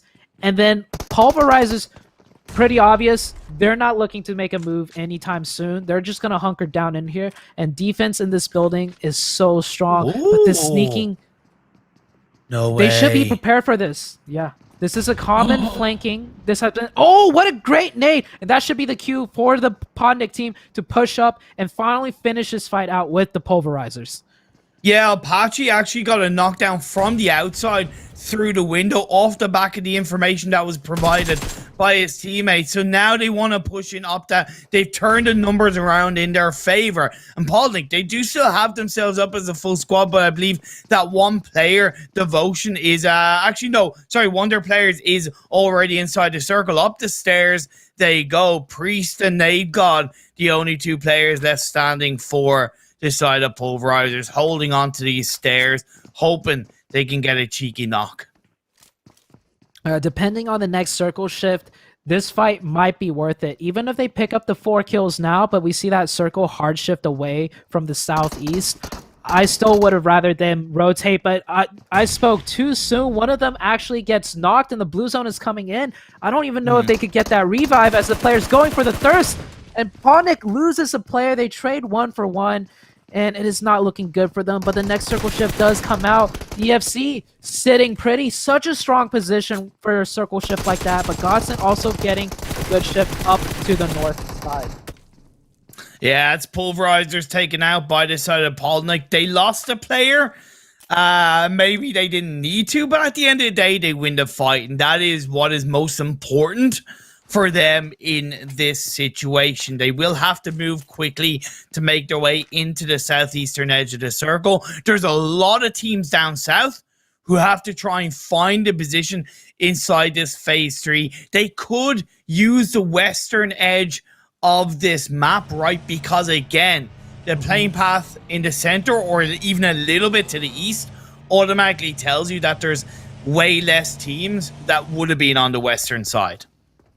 Yeah, but once again, if you're thinking that way, other teams might be thinking the same. That's true. Trying to take advantage of that west side rotation you just mentioned, but Ogilvy already set up here, and it's a 1-for-1 trade. I think they're going to commit to this fight, and it's going to be a quick, scrappy one. Scrim Farm on the low ground, though. Ogilvy with the advantage. 2 knocked on the side of Scrim Farm. 2 knocked on the side of Ogilvy. They're trading back and forth pretty evenly right now, and this could go either way. It's a scrappy fight nonetheless. Slap, who pulled in absolutely clutch for his side in this Sanhok game. Can he do the same thing? He's peeking on up. He sees that player from the side of Ogilvy prone down. He did get a little bit of damage onto him, but it's not enough to get that knockdown. G3 is coming in on the other side. Scrim Farm, they do still have technically older players around there, but 2 of them are knocked. He's going to go for it with the Thompson in his hands. That's a lovely knockdown from the side of Scrim Farm. Yeah, lovely indeed. And with that knockdown, it basically turned the tide of the fight. Ogilvy is probably going to look to disengage now, which lets Scrim Farm get a full reset. We saw how shaky it looked, and they might have been getting wiped. Okay, maybe I'm speaking a little bit too fast. I think Ogilvy's looking to capitalize off the very first knock they got on the left side, but Gaunt is firing off some shots. That actually gives Scrim Farm a warning of this flank coming around, and I don't know why he shot that. Maybe he saw that tree and thought it was a player, but this fight is not done yet, and with the blue zone coming in, I don't know if these teams are going to disengage in time or if they're going to just get deadlock into each other. I kind of want Scrim Farm to push this, to be fair, but they're not doing it. They're going to get in 2 separate vehicles and move out of there onto the western edge of the circle. All things considered, a successful engagement for Scrim Farm, despite how scrappy it was. JCR captures out one of the We Support Farmer players on their rotation. Ivorian knocked down. Fraser is now in a very tight position, hunkered down outside that minivan while Dior fires grenades across the road. Yeah, and while this fight is going on, we're already into the next circle shift. Prism, one of the teams we were talking about that need to start doing well with only 2 games left, they get a very nice circle. They're on the western side at the compounds. It's a strong position. It looks like they're readjusting, but Godson, also one of the teams that need to start doing well starting right now, and that circle shift does favor them a little bit. They'll have the uncontested northern side, and man, look at how difficult it is to rotate on Miramar when you don't get an early rotation in. Dior and We Support Farmers fighting out in the blue, and they're still continue to be pinned down by JCR just on the edge of the zone.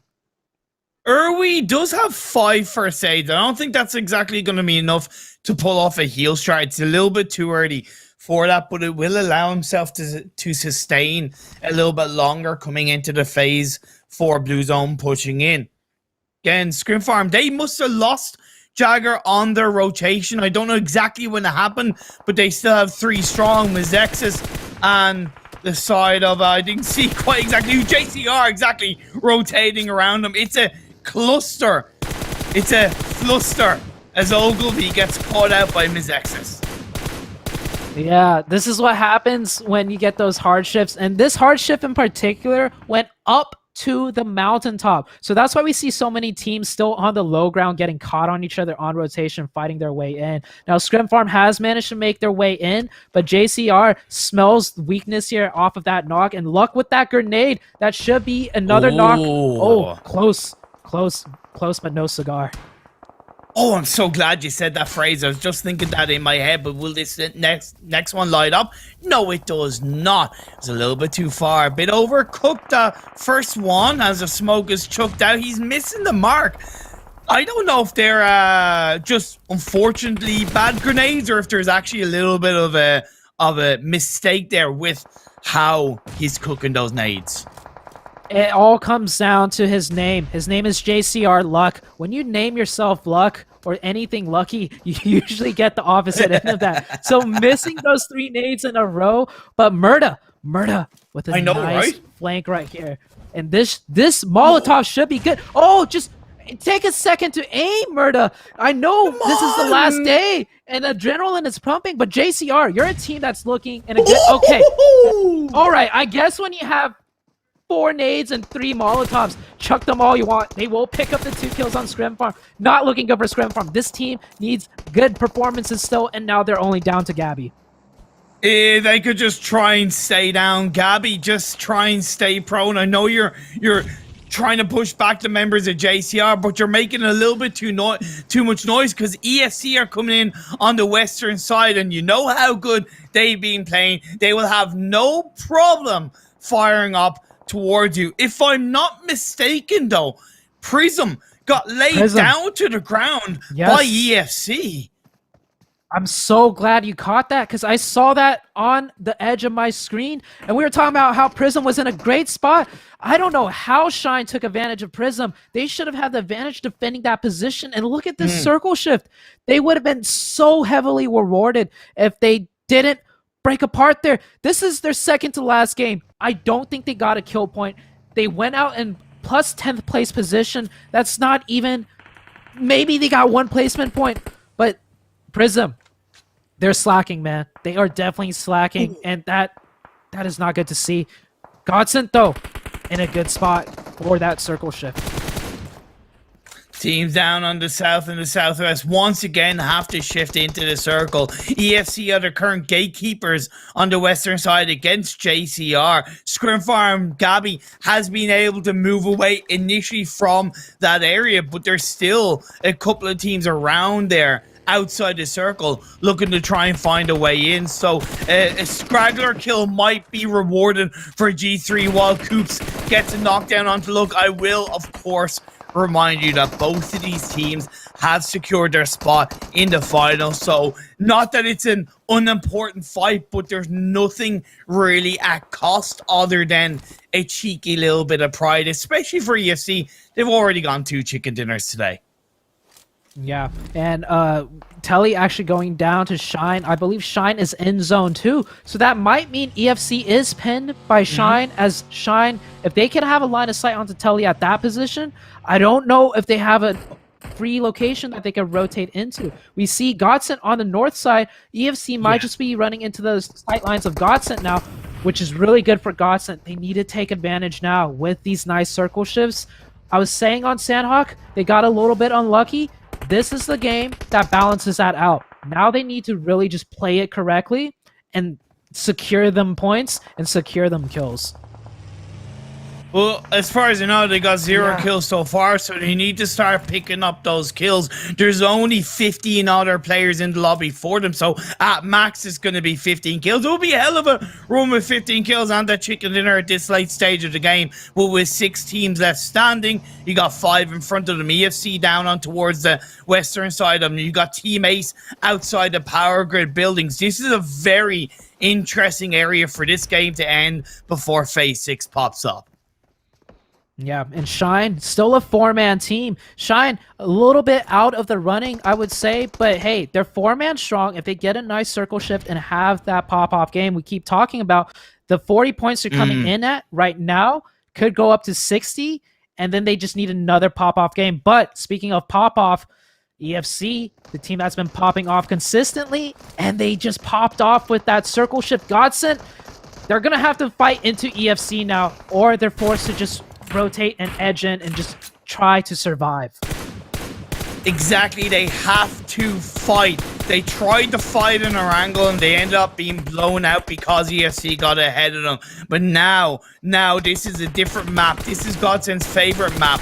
Ace are going to wrap around and try and go in on the eastern/southeastern side. Trey, we see in the feed, is going to look to pull that off. So that's a nice start. But the teams down south, Ace, Shine, and Syndicate are down to 1. But a beautiful nade gets a double knockdown onto the side of Team Ace, leaving Nomi as the last player up while the blue zone of Phase 6 fires up. There's no way, shape, or form you're getting those revives. That blue zone damage, oh my lord, he got that first aid off in time, but I don't know how much longer he's going to be able to survive for.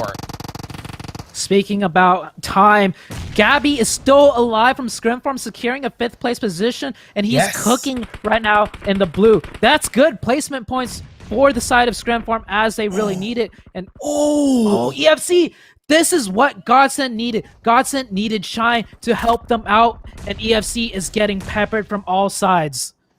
and Godson Arctic took a kill away while Lan helps to put EFC down to just 2. 5 teams up. Godson, Syndicate, Shine, EFC, and Gabby from G3. A nice, valiant survival finish from Gabby to put his team into the top 5. Can he make it into top 4 while Trey cooks up a grenade down the dip? It's a little bit undercooked. It's a little bit too rare. Gordon Ramsay wouldn't be happy with that.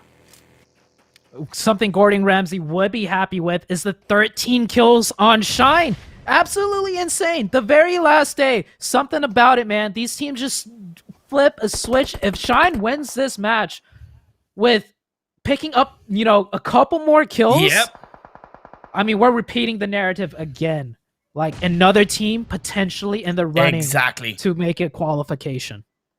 4 teams left. Godson took down the last player of Syndicate on that rotation in with the buggy. It was a desperate rotate. At the end of the day, it didn't work out. Phase 7. Who's it going to favor? If it favors Gabby from G3, I will absolutely laugh my socks off. Either way, it is going to most likely going to come down to a clean fight between Shine and Godson. It goes away from Godson. It goes towards Shine on Phase 7. This circle shift might just work out for Gabby, as Shine will have to focus on the north side for the teams pressing in, and Gabby might be able to sneak in. Here we see Godson already setting up the play. They're going to smoke off the angles on the left, and they're going to sweep in from the left, while EFC will probably push in from the right-hand side as Godson sweeps in from the left-hand side, and this pincer maneuver might work, but Gabby is the snake that might just throw a wrench in all the team's plans right now. Su Fang from Shine is in that front line trying to be that gatekeeper, get the information. He's going to hear the footsteps. He goes back beyond that dip just to try and get that information and bait the players of Godson. Godson threw out the smokes, but is it actually going to be the smokes where it stops giving them information, and the second they leave those smokes, they're going to be going into the firewalls? It is Shine, but the pre-fire shots come on in, and Su Feng is going to get knocked down. Jag onto Lan. Arctic is going to get traded up though, and Light confirms the kill onto Arctic. Trey goes down. Jag is going to get a second kill, but it is going to be a squad wipe as G3 unfortunately went down. We are left with our final 2 teams, and EFC. They could get the world tour. They could get this 3rd chicken dinner. The only team, the first team to get 3 chicken dinners in a row. They are looking for the confirmations as Spring is staying down, but Teddy gets knocked by a beautiful grenade from Light. Yeah, Spring is cooking in fire right now. He is not on fire in the metaphorical sense. And what a game ending. We kept talking about, holy cow, Sui Feng with 11 kills. That has to be a kill record for an individual. Shine clutching that game out. And is that a new just record in general in terms of points gained in one game? I think it is. Yes, it is. That is 20 kills and 15 placement points. That is 35 points. So on the second last day of the PMCO group stages, we have seen the individual points record for a team being broken not once, but twice. I actually think it might be 3 times. The first game by... Oh, no, you're correct. Wait, I don't know. EFC set their own record in the first game, and then they broke it by 1 point in the next game. No, Either was way, actually set in the first game, and it was 1 point less in the second game. Sorry, Zute. Okay, either way, though, let's talk about Shine for a little bit here. Okay, they came into this with 40 points. They just got 35 points. That's 35 points in one game. They almost doubled the amount of points they had in 12 games. No, in 10 games. They almost doubled 10 games worth of points with one game. Let that sink in. You play 10 games and you struggle, and then you almost double it in one game. Talk about a pop off, and they are now at 75 points. All of a sudden, shine. They might just shine their way on through to the finals. Oh my God.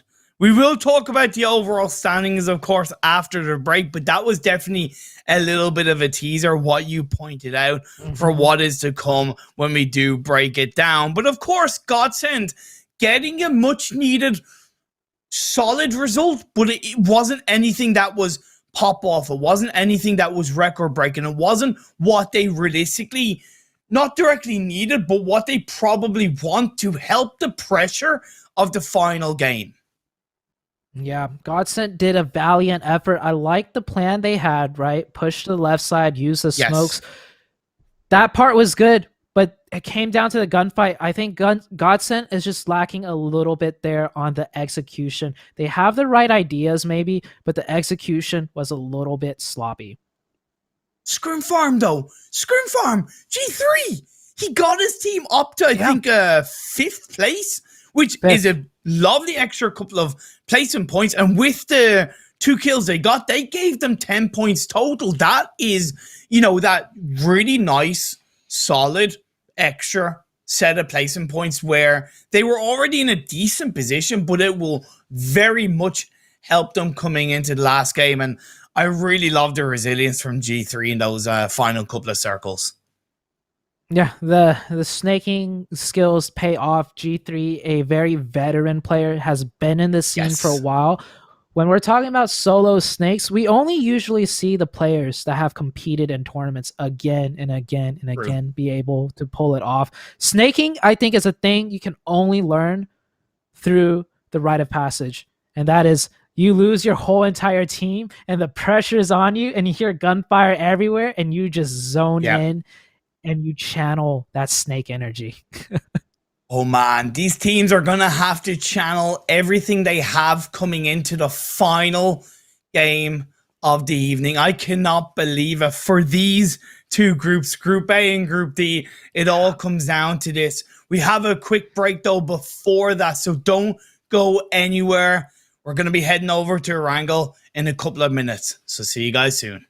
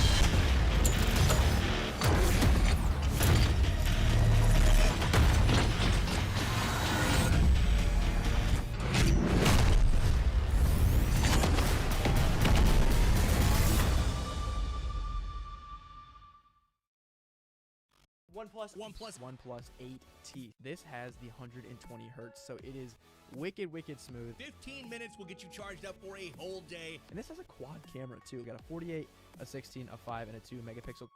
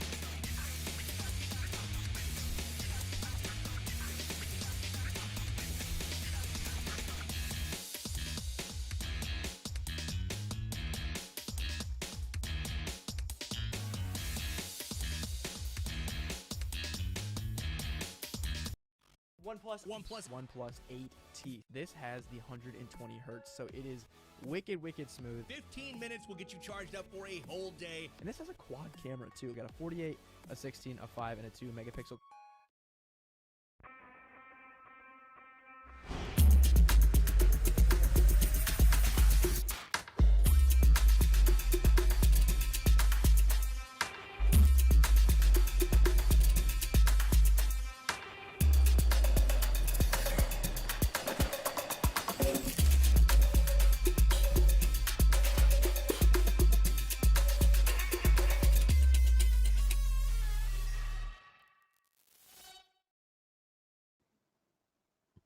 Day 5 of the PUBG Mobile PMCO 2021 Spring Split North America, brought to you by OnePlus and the OnePlus 8T.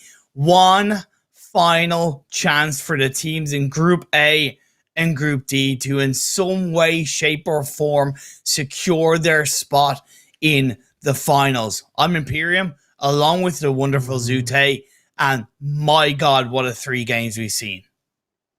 What a 3 games indeed. And we're going into the 4th and final game. Emphasis on final. I know for the spectators watching right now, you still got 1 day of action left, but you got to think about how the competitors are feeling right now. This is their potentially final game for some of these teams. I'm looking at teams like Shine, Ogilvy. We support farmers. They need these points, and not to just mention them. Like, oh, it's just insane. The amount of pressure that must be building up right now leading into the last game. And they're only playing 12 games nonetheless. And I'm at a loss of words. I'm trying to envision how they feel, and it's making me nervous right now. And I'm not even playing the last game. I know, right? I know. To quickly touch upon, because we kind of have to, it's staring us in the face. Enigma Fan Club have climbed up to 1st in the overall standings. Zute, they started today in 15th place. They've scored 78 points in 3 games. That's an average of around 26 points per game, and they are in 1st. So definitely just had to mention that. But, you know, you touch upon it, right? The teams from 10th onwards, Scrim Farm, Prism, We Support Farmers, Godsend, Ogilvy, and Shine. There is only 11 points dividing these teams. And you know what else we all know by now? They don't just have to contend with themselves. They've also got to contend with the fact that tomorrow the other teams are going to be playing their last 4 games. Yeah, and right off the top in 17th place, right? Punjab sitting at 74. They're sitting at 74 with 4 games left to play tomorrow. And once today ends, there is no more that these teams playing today can do to maybe stop teams like Punjab from taking their spot in the top 14. And speaking about Punjab, if we look 2 placement down slower, Polnik, they're a team that's playing today. We were talking about them. They're sitting at 59. And I just don't think they've done enough to make it past. Sure, they've got 1 game left.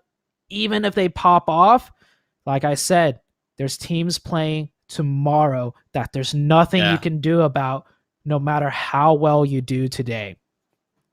I try not to be the kind of person that plays off the whole, you know, you're definitely out. I always try and believe that it's not over till it's over. But in this situation, in this scenario, from a storyline perspective, hey, I'm gonna say Polnik and Hometown, you haven't made it. Oh, sorry, Polnik and Straight Out of the Pal, you haven't made it through. Your run is over. Go into the last game and play with a bit of fun.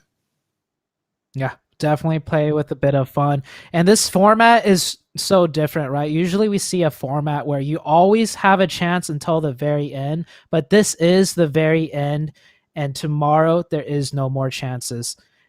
Speaking of chances, dude, Shine has a chance now, and they are shining bright after that last game.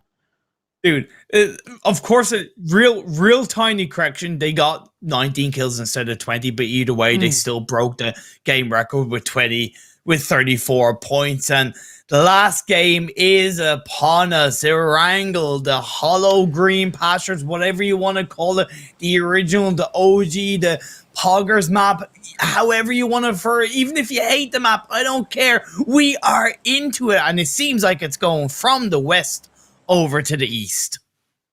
A Poggers map with a Poggers plane path to end the day. First game, Military Island, bad plane path. All right, here it is, boys. You have no excuses now to get a decent game on this map. This plane path favoring all the teams. Everyone should get to where they want to. And maybe we might get some weird random circle, but at this point, hey, these teams have played in so many crazy circles that they should be expecting it by now, and they should have somewhat of an experience on what to do on crazy hardships. The focus has to be on Scrim Farm Prison. We support farmers, Godsend, Ogilvy, and Shine. I have them written down on my notebook, and as soon as I notice one of them is out of there, I'm putting an X marks the spot, because that will be not only them out of the game, but I'm sorry, absolutely 110% out of the running to get into the top 14. We see the drop spots, JCR down on the southwest, and it's not happy for them, because look at that phase 1. Yeah, phase 1, a hard eastern circle. Ogilvy on the east side. This could mean an early rotation for them to get a good spot. And oh no, Polnik, the military-based team, for whatever reason, is deciding to drop on Rozhok. This is not looking good for Prism, but if Prism plays this correctly, it could be good. A good 4 kill points for them. Prism's one of the teams we're watching out for.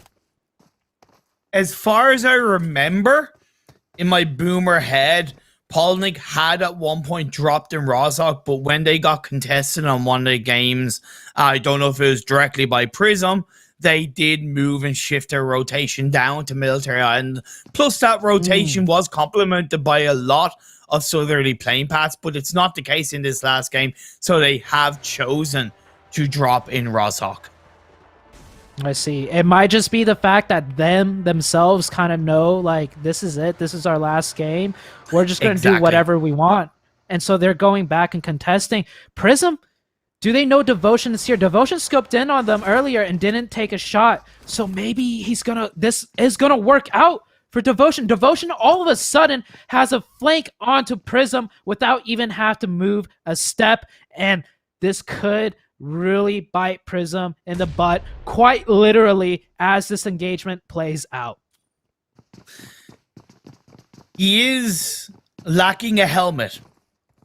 He's lacking any kind of strong gun. He's got a DBS he can play with it, but now he's going to have the players of Prism pushing on in as a 3-man team through the window. One knock came through, but it's going to be traded. Strong push by Prism as a 3-man team. Yeah, Prism reacting in the correct way. Instead of just running off with barely any loot and just trying to rotate in, they're taking control. They already pick up 1 kill, and Podnik is no pushover team. We've seen them fight before. Podnik is a decent team when it comes to team fight and gunfighting, but Prism really showing up right now when it is needed.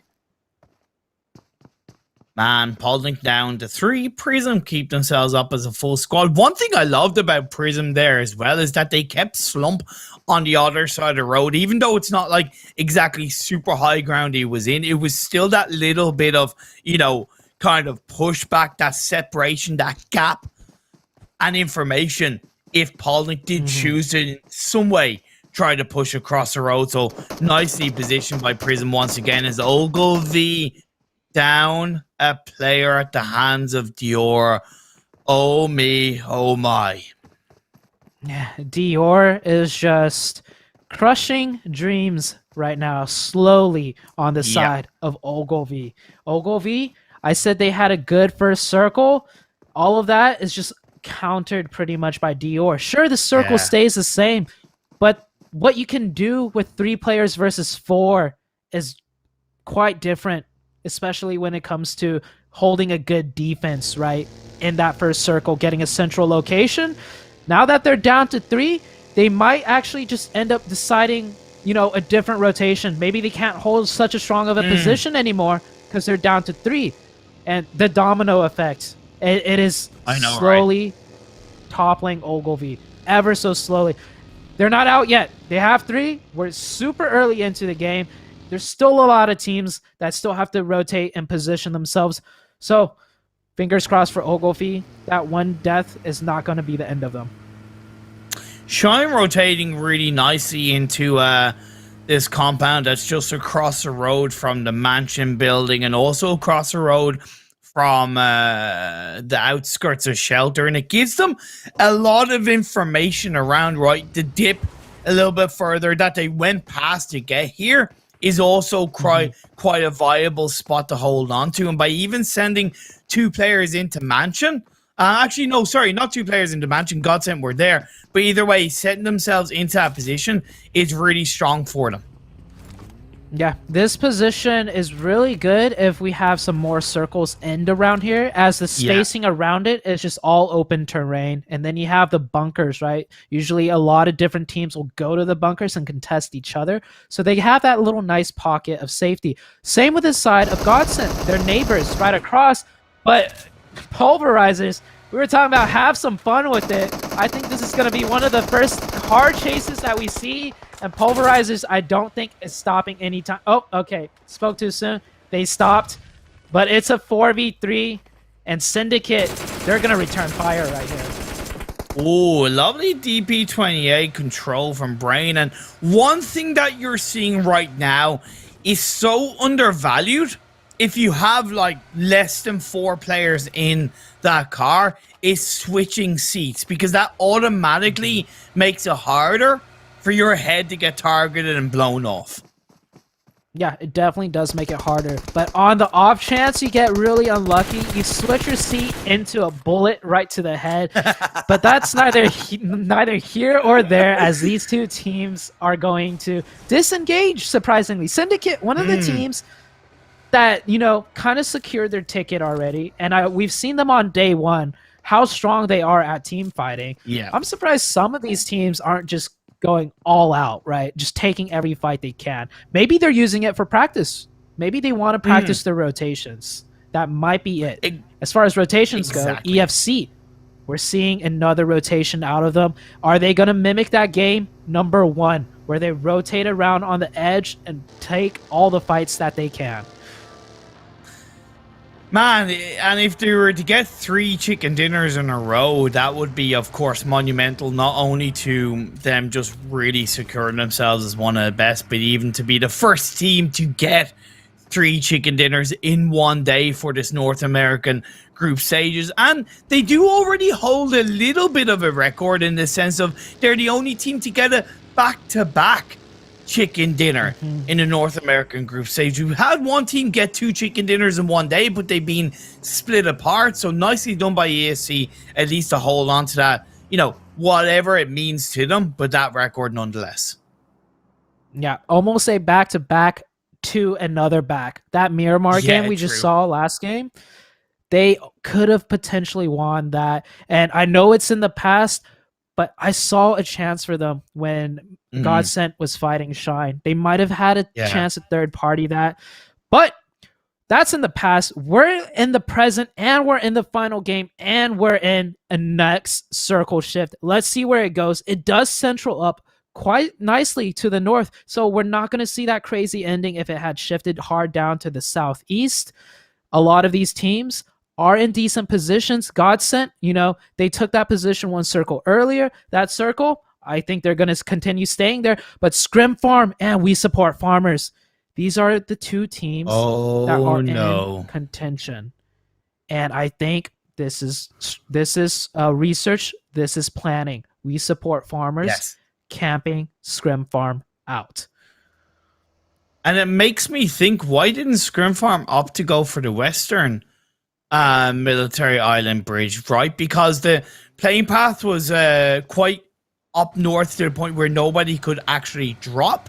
in Military Island, therefore automatically makes that western bridge a bit more accessible, and it seems like they're opting for that, but it kind of makes me think, why didn't they do it in the first place? One thing, what it might be is they know how to scout this bridge, right? And so on the off chance there is nobody here, they get a much faster rotation, and on the off chance there is a team here, they feel confident enough in knowing how to scout and pick up the signs that there is a team camping. So they essentially, explore both options. Option A, hey, it's not going to work for us. All right, fine. We'll take the longer rotation. We'll slow down our rotation a little bit. But EFC getting into the thick of things right now with Hometown and Ace, one of the teams that are sitting comfortable. So we might see Ace third party this just for the sake of it.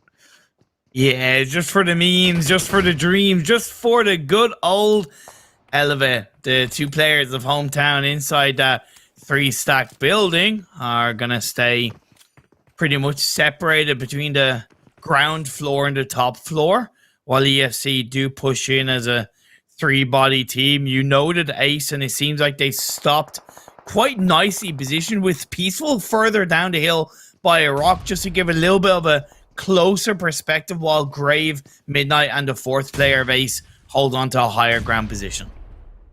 Yeah, I was just about to say, great readjustment by Holosight to run down the floor and hide in the stairs. But Coops maybe hearing the footsteps and predicting that. Now they're going to go for the push. I'm looking at Ace in the background. They're in their cars. They know this fight is breaking out, and they might just time a beautiful third party pushing down and onto the side of EFC. Fusion in the bathroom.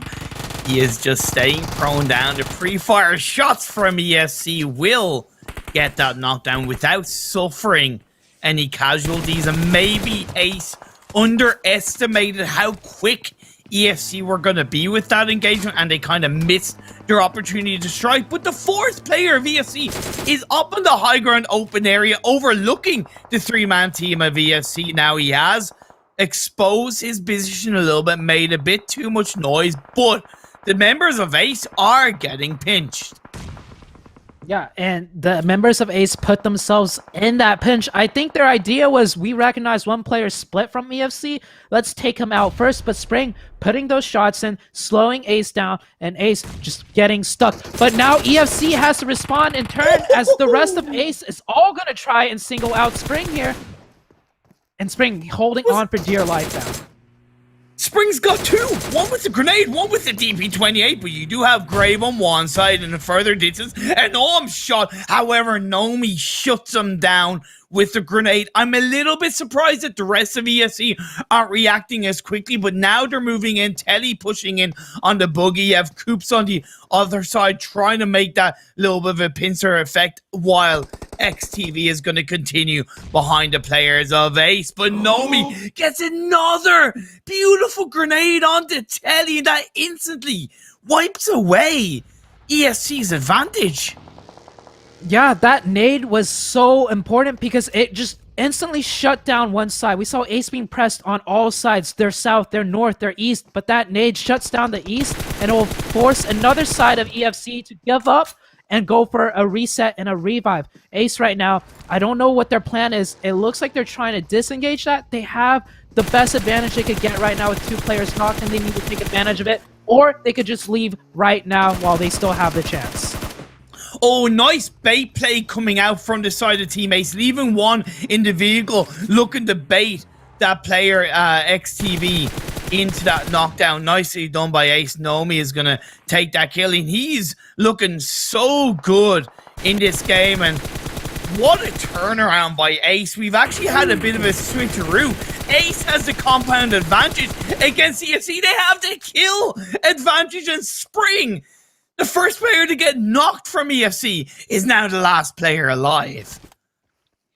I would have loved to seen this whole entire fight from a top-down point of view. This is literally looking like a chess match. The positioning, the rotations, the back and forths, the knocks. It's like an advanced chess match, but Spring is going to have to dip out here. 3v1. Will he make it out alive here?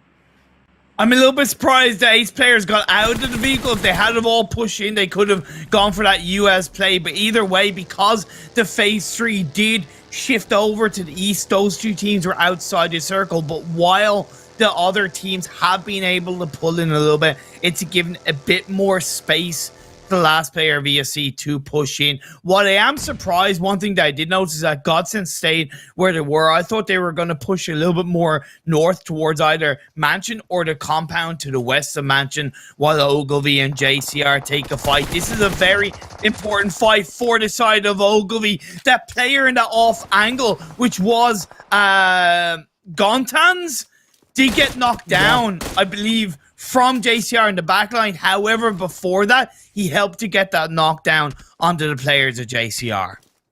Yeah, but Ogilvy just down to one last remaining member. This might be the tournament end for them right now. Jet doing the best he can. It is not looking good. I am going to go ahead and count them out of this fight. Nope. Go into the water, Jet. Go into the water. Just be one with the fishies and hopefully you won't get spot out. It's only phase 4. You can hunker down and hold on in the water. Look of JCR is a bit distracted. It's only the pain. I know you don't have the information, but I think a water play would be the safest route for the last player of Ogilvy. Just whatever desperate attempt, but it's no matter what Jet does from here on out, it's a long shot, right? But we support farmers. They're in the game still. They have 4 up, Yeah. I believe. One player looks like they're knocked, and Payne, I think his car got stuck, so he couldn't rotate with the rest of the team. He might just elect to go for a kill. I'm not sure what the Payne's plan is. He's just kind of running around in the smoke. Oh, he's looking for the vehicle. He's looking for the buggy he saw earlier that he smoked out. Oh, I love that. So he smokes out the buggy, right? So he doesn't get shot out when he gets in it. But he threw so many smokes, he kind of lost track of where that buggy is. But he will make it back to his team. And not just that, the team does have a position secured within the circle. It's on that low ground area. You do have a team in front of them, and that buggy noise could go against We Support Farmers and alert the attention, while Godsend coming in on the edge of the circle are going to be facing off against Godsend. They're not in the strongest of position. They're separated, they're split up. Scrim Farm, I believe, could also third party this area. So Asasuki, just try and stay out of trouble, heal up. I don't think it's even worth getting in the buggy as well, because that is smoking. Yeah, that is smoking, and he has one player of hometown looking right at him. Harsh is waiting for him to get in that buggy, and Asazuki's going to have to back the buggy up, which is just going to be way too slow, and chances are he will get knocked. And the rest of Godsend, I think, went to the north, and they are gone from the map. They got wiped out by Mazexis, so Asazuki is the last player for Godsend, and their tournament lives rest on him, and he is stuck on the edge behind a buggy. Scrim Farm helping out just a little bit, taking out Harsh, and I spoke too soon. Mazexis take out Asazuki, and that is the end for Godsend. Goodbye, Godsend. Your run is over. You came into this on 14th place with 78 points, but there's absolutely no way that the teams below you are not overtaking you in the final 4 games tomorrow. A poor finish for the side of Godsend, considering they came into this as one of the strongest teams and probably one of the teams with the biggest potential. But Mazexis with the AWM looks for a couple of shots on the Prism, but Prism do have the positional advantage. Yeah, positional advantage for now. The circle hard shifts down to the south, and Dior, strong, heavy kill team, and they just got gifted the circle. We have Prism left. We Support Farmers left. These two teams still need a great finish, and I think we missed about. I don't see Ogilvy anywhere, Imperium. I think Ogilvy, as much as, maybe swimming in the water was the play, I think they're done. I think they're out. You know what? I'm going to put an X on their spot anyway, down on my notepad. And if they're still alive, let's see if they can work. While Syndicate come in to knock down a couple of players of Prism, leaving just Snatch and Rage left up. So that was a little bit of a surprise attack onto the members of Prism. It seemed like they were actually in the middle of looking to reposition, and they got caught out on the hills above. Yeah, now it's a three-way fight between Mizexis, Syndicate, and Prism. Mizexis in the best prime position, though. They could disengage this whenever they want to. So they're simply staying to farm a few more kills. Another team I want to mention, Shine. Last game, they popped off. I still believe they're playing right now. I don't know if they lost, any casualties, but last I saw them, they were on the southeast side in that circle. Not the best, but it's doable for them. But what's not doable is Prism. Oh my Prism. lord, Syndicate as the three-man team, the gunner strip. It's just rage on his own, and he chucks down a smoke, and he's hoping to stay alive. Syndicate maybe forgetting about it and opting for that circle position, while, oh my lord, it's a cluster of teams rotating in on the northern edge of the circle, and look who's there. Mizexis, they got there before Syndicate, and they're able to take advantage. Bishop gets one knock, he gets in a second with the help of Alucard, and that's going to be a really clean squad wipe onto the side of Syndicate from Mizexis. Yeah, Mizexis had the advantage this circle previous, right? I mentioned how they can leave whenever they want. They leave before Syndicate can.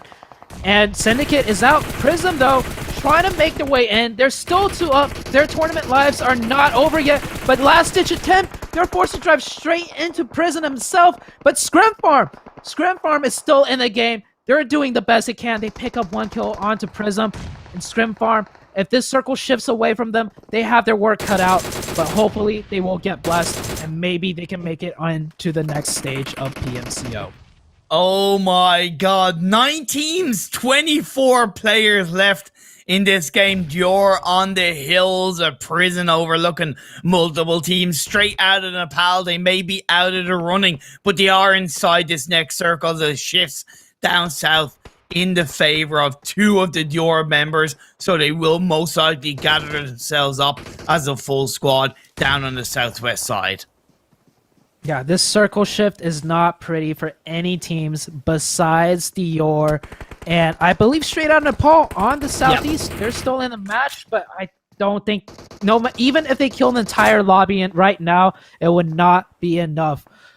This circle, though, Scrim Farm is the edge of that bottom hill end zone. If it is, look, they're exploring their options right now. Maybe they could survive 1 circle by hugging the bottom and first aiding to the last breath, but it looks like that's the only play they have left, and that's the only one that can work right now for Scrim Farm. Give all your heals to 1 person, and then send the other 3 players in to try to fight into this phase, but they've left it too late. The 1 player, Dior, that is on the hills of the western edge of this phase 6 have been able to take out 1 of your players. Pulverizer's still in this game, but Alucard gets a knockdown onto 1 of the Pulverizers. Players Priest is going to go down at the hands of Chico, while Nesquik is quickly finding the players of Scrim Farm 1 by 1. Yes, they're getting the revives off, but that's only allowing time for Nesquik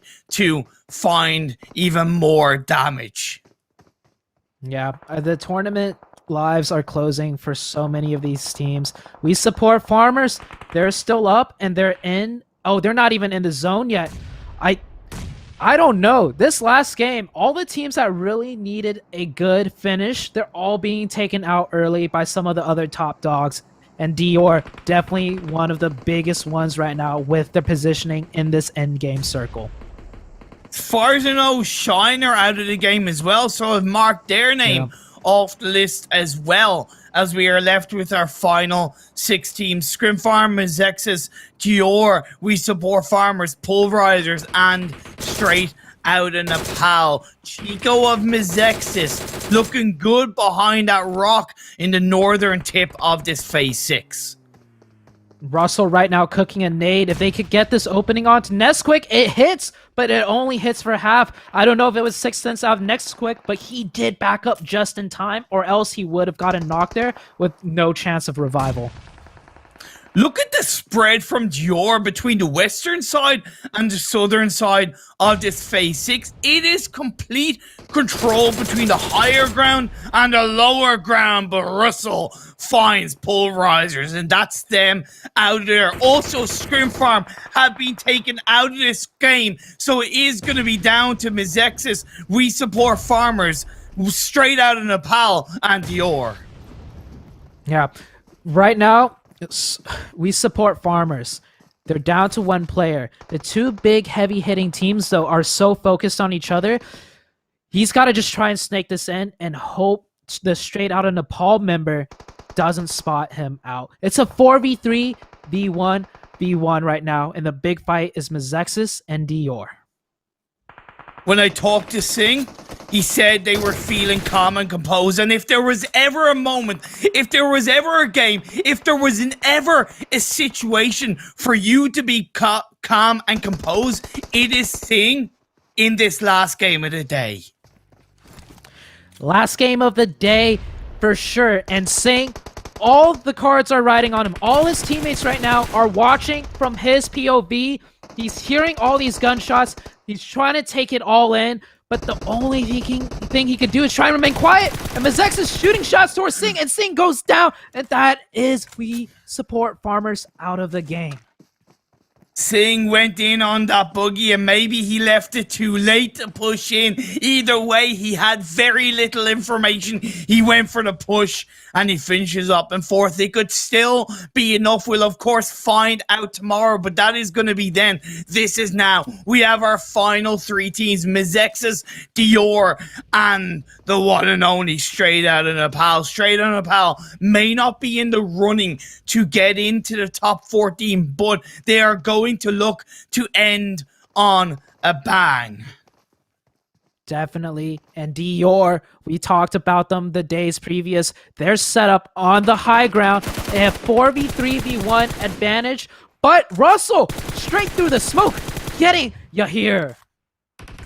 Ooh, baby, in the prone down ghillie suit position. It's going to be stolen away by Suzanne, no less. So that's an extra kill point for straight out of Nepal. But what's most important for Mizexis is that they spotted it. They know they have the three players up. They're pretty confident they have either the man advantage or an equal man position down on the lower grounds of this phase 8. Bishop's driving forward, prone down by the edge of the tree, cooks up a grenade. That's a beautiful grenade. It doesn't connect, but it does send the players of Dior back. Yeah, Dior fall back a little bit, and that buggy Q might just give Bishop a good idea of how much further he has to throw the grenade. The smoke disappears, so Bishop, if he has one more grenade here, it's going to come up huge. Dior not even paying attention as the zone is shifting, so they're looking to set up in the next circle, and the rest of everyone else just snaking their way on up. Straight out of Paul, Suzanne is still in the game. Hello, prones down. Dior are out of the circle or are just on the edge, but they have high ground, and we all know this stage of the game being high ground is a little bit more disadvantageous. And Molotov gets chucked down in the direction of one of the Mizexis players. I don't know if Dior knows that, but at the end of the day, it's trying to do as much as they can. Bishop gets spotted out. He went down behind that tree a little bit too early, but Russell props up. He gets one. He gets two. Now the last player standing next quick goes down, and that's the end of Dior. Mizexis looking for this chicken dinner. Susanna straight on pal. He's left on his own with the M16. He gets one. Now he's going to go in. He's 1 by 1 against Russell. He unfortunately doesn't make it, but what a return as Mizexis claims his final game of the day. Final game of the day. Chicken dinner for Mizexis, ending it strong with 17 kills. 17 kills. Wow, today Man. we've had, I think, all the games, the teams that have gotten chicken dinners went above the 30-point mark. Yes. That is, that is insane. That is insane. Oh my lord. Oh my lord. What a last game, and we haven't had an Erangel circle really end around the prison area. It's trickled around the prison area before shifting away either to a hard west or maybe a hard south or a hard east, but it hasn't ended on that prison hill, and it's a very tricky hill to play around. Although Dior didn't get the chicken dinner, I do want to give a lot of respect to them for how heavily they did control phase 4, phase 5, phase 6, spread out in those strong positions. That was really well played from them. Yeah, really well played. But Mazexis, on the other hand, they don't opt for the control. They realize from their positioning, they got to work like a spearhead.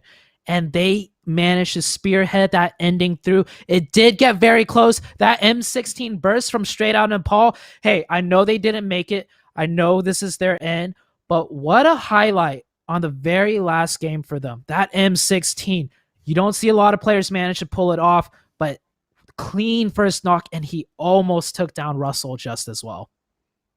He deserves a lot of respect for that. I'll tell you that much. You are dead. Right, man. Scrim Farm, though. Scrim Farm NA, they did get 7 points in that game, but here's the thing. I just don't think it's going to be enough because of not only the amount of teams that are playing tomorrow that are underneath or around the top 14, but the fact that it's probably just not enough of a cushion to allow them to survive. Of course, we'll have to wait and see. One team that probably did do enough is We Support Farmers. They got 18 points with 10 kills. So here's the thing, because they got 18? they got 10 kills, because they got such a strong amount of kill points. That survivor from Sing at the end, it was great to finish in the top 4, but you know, they had done a hell of a lot before then to make that situation just a little bit less pressured. Yeah, I'm looking at it now. We Support Farmers. We didn't see too much of the action that they were involved in throughout that game. So when you said 18 points, I had to double check. Yeah. So I was going to say, going into that last game, I don't think any of the teams that really needed the games needed the points had a good finish, but you are absolutely correct. We Support Farmers got 18 points, and that puts them at a 96 point total, 9th place overall. Yes, we still have another day. We do have more teams playing that is going to look to take them down a notch in terms of overall placement, but 9th place with 96, I think they did it. I think you're absolutely right. I think they might have just punched their ticket to the finals. Man, of course, Enigma Fan Club coming into today's games, getting 2 chicken dinners, rising to the top of the standings. And Mazexis in second with 138 points. Ace in third with 132. And Dior in fourth with 130. Of course, to note the likes of M19, Passion Fruit, Segment X, they're all playing tomorrow, so it will change. But at the end of the day, they have ended very strongly, and they will be going into the finals refreshed, revigorized, and just focused on what is to come. Yeah, well deserved out of the teams that play today that have punched their ticket. Shout outs to you guys. You guys could enjoy the show tomorrow without having to bite your fingernails like some of the other teams that are still not sure if they did quite enough. And going into the later half, most of the teams we see here, they have not played yet. As for the teams that have played, their tournament run is over. So teams like Punjab, teams like Warning 6, teams like The Terror, they saw what it takes to catch up. They've seen what is possible on the last and final day. Hopefully this motivates them and they realize that's going to be us tomorrow. But yeah, we're nearing the very last day. Oh my lord. Right now, Ogilvy are the one team, the lowest team who are in the top 14 who have finished their 12 games, and they're on 78 points. The Panthers behind them, who have 4 games tomorrow, are on the same amount of points. So that will most likely automatically kick Ogilvy down to 14. Should I say. But what is very important is that Punjab are on 74 points. They only need, at least to overtake Ogilvy, they only need 5 points. Yeah, 5 points over the course of 4 games. You know it's going to happen. I think for a lot of the teams today, this is when they sit and just realize, hey, we gave it our best. We tried. We came. We didn't conquer. But hey, they put on a show. And at least you were in contention, right? Maybe you didn't make it this season, but next season, there's always more. And honestly, a lot of these teams that we saw play, it was their first time. So you don't just, dominate on your first time. It's a process. It takes time. Don't give up. Keep your love for this game strong and work together as a team. There's a lot to improve upon. And on a good note, hey, you came this far. It's not easy to even just get to the PMCO stage. So you guys are already winners in your own right. 110%. You should all hold your head held high. The teams that did punch your ticket into the finals today, congratulations to you. Well done. For the teams that didn't make it, of course, to echo what you said, it's not over yet. There's going to be a fall split. There's going to be many tournaments. Yes. What is most important is that you do put your head down, you learn from your mistakes, you evolve, you train, you grow. Do not, and I repeat, I would recommend do not switch teams straight away, because there's a lot of potential in sticking with the same team. Yes, we do see teams who've been together for a while struggle, but we also know that teams who stick together, who stay together, who build up that synergy have a much higher chance to succeed. So please, guys, stick and get prepared, because there's going to be a lot more coming. But at the end of the day, this PMCO isn't over. We still have one more it's not over. day. We still have 2 more juicy groups of teams foaming at the mouth, ready, chomping at the bit to get into these games and try and secure their position in the top 14. So we will, of course, see you guys tomorrow. Same time, same place, same insane action. Brought to you by the wonderful folks at OnePlus and the OnePlus AT. Have a great night, great evening, and see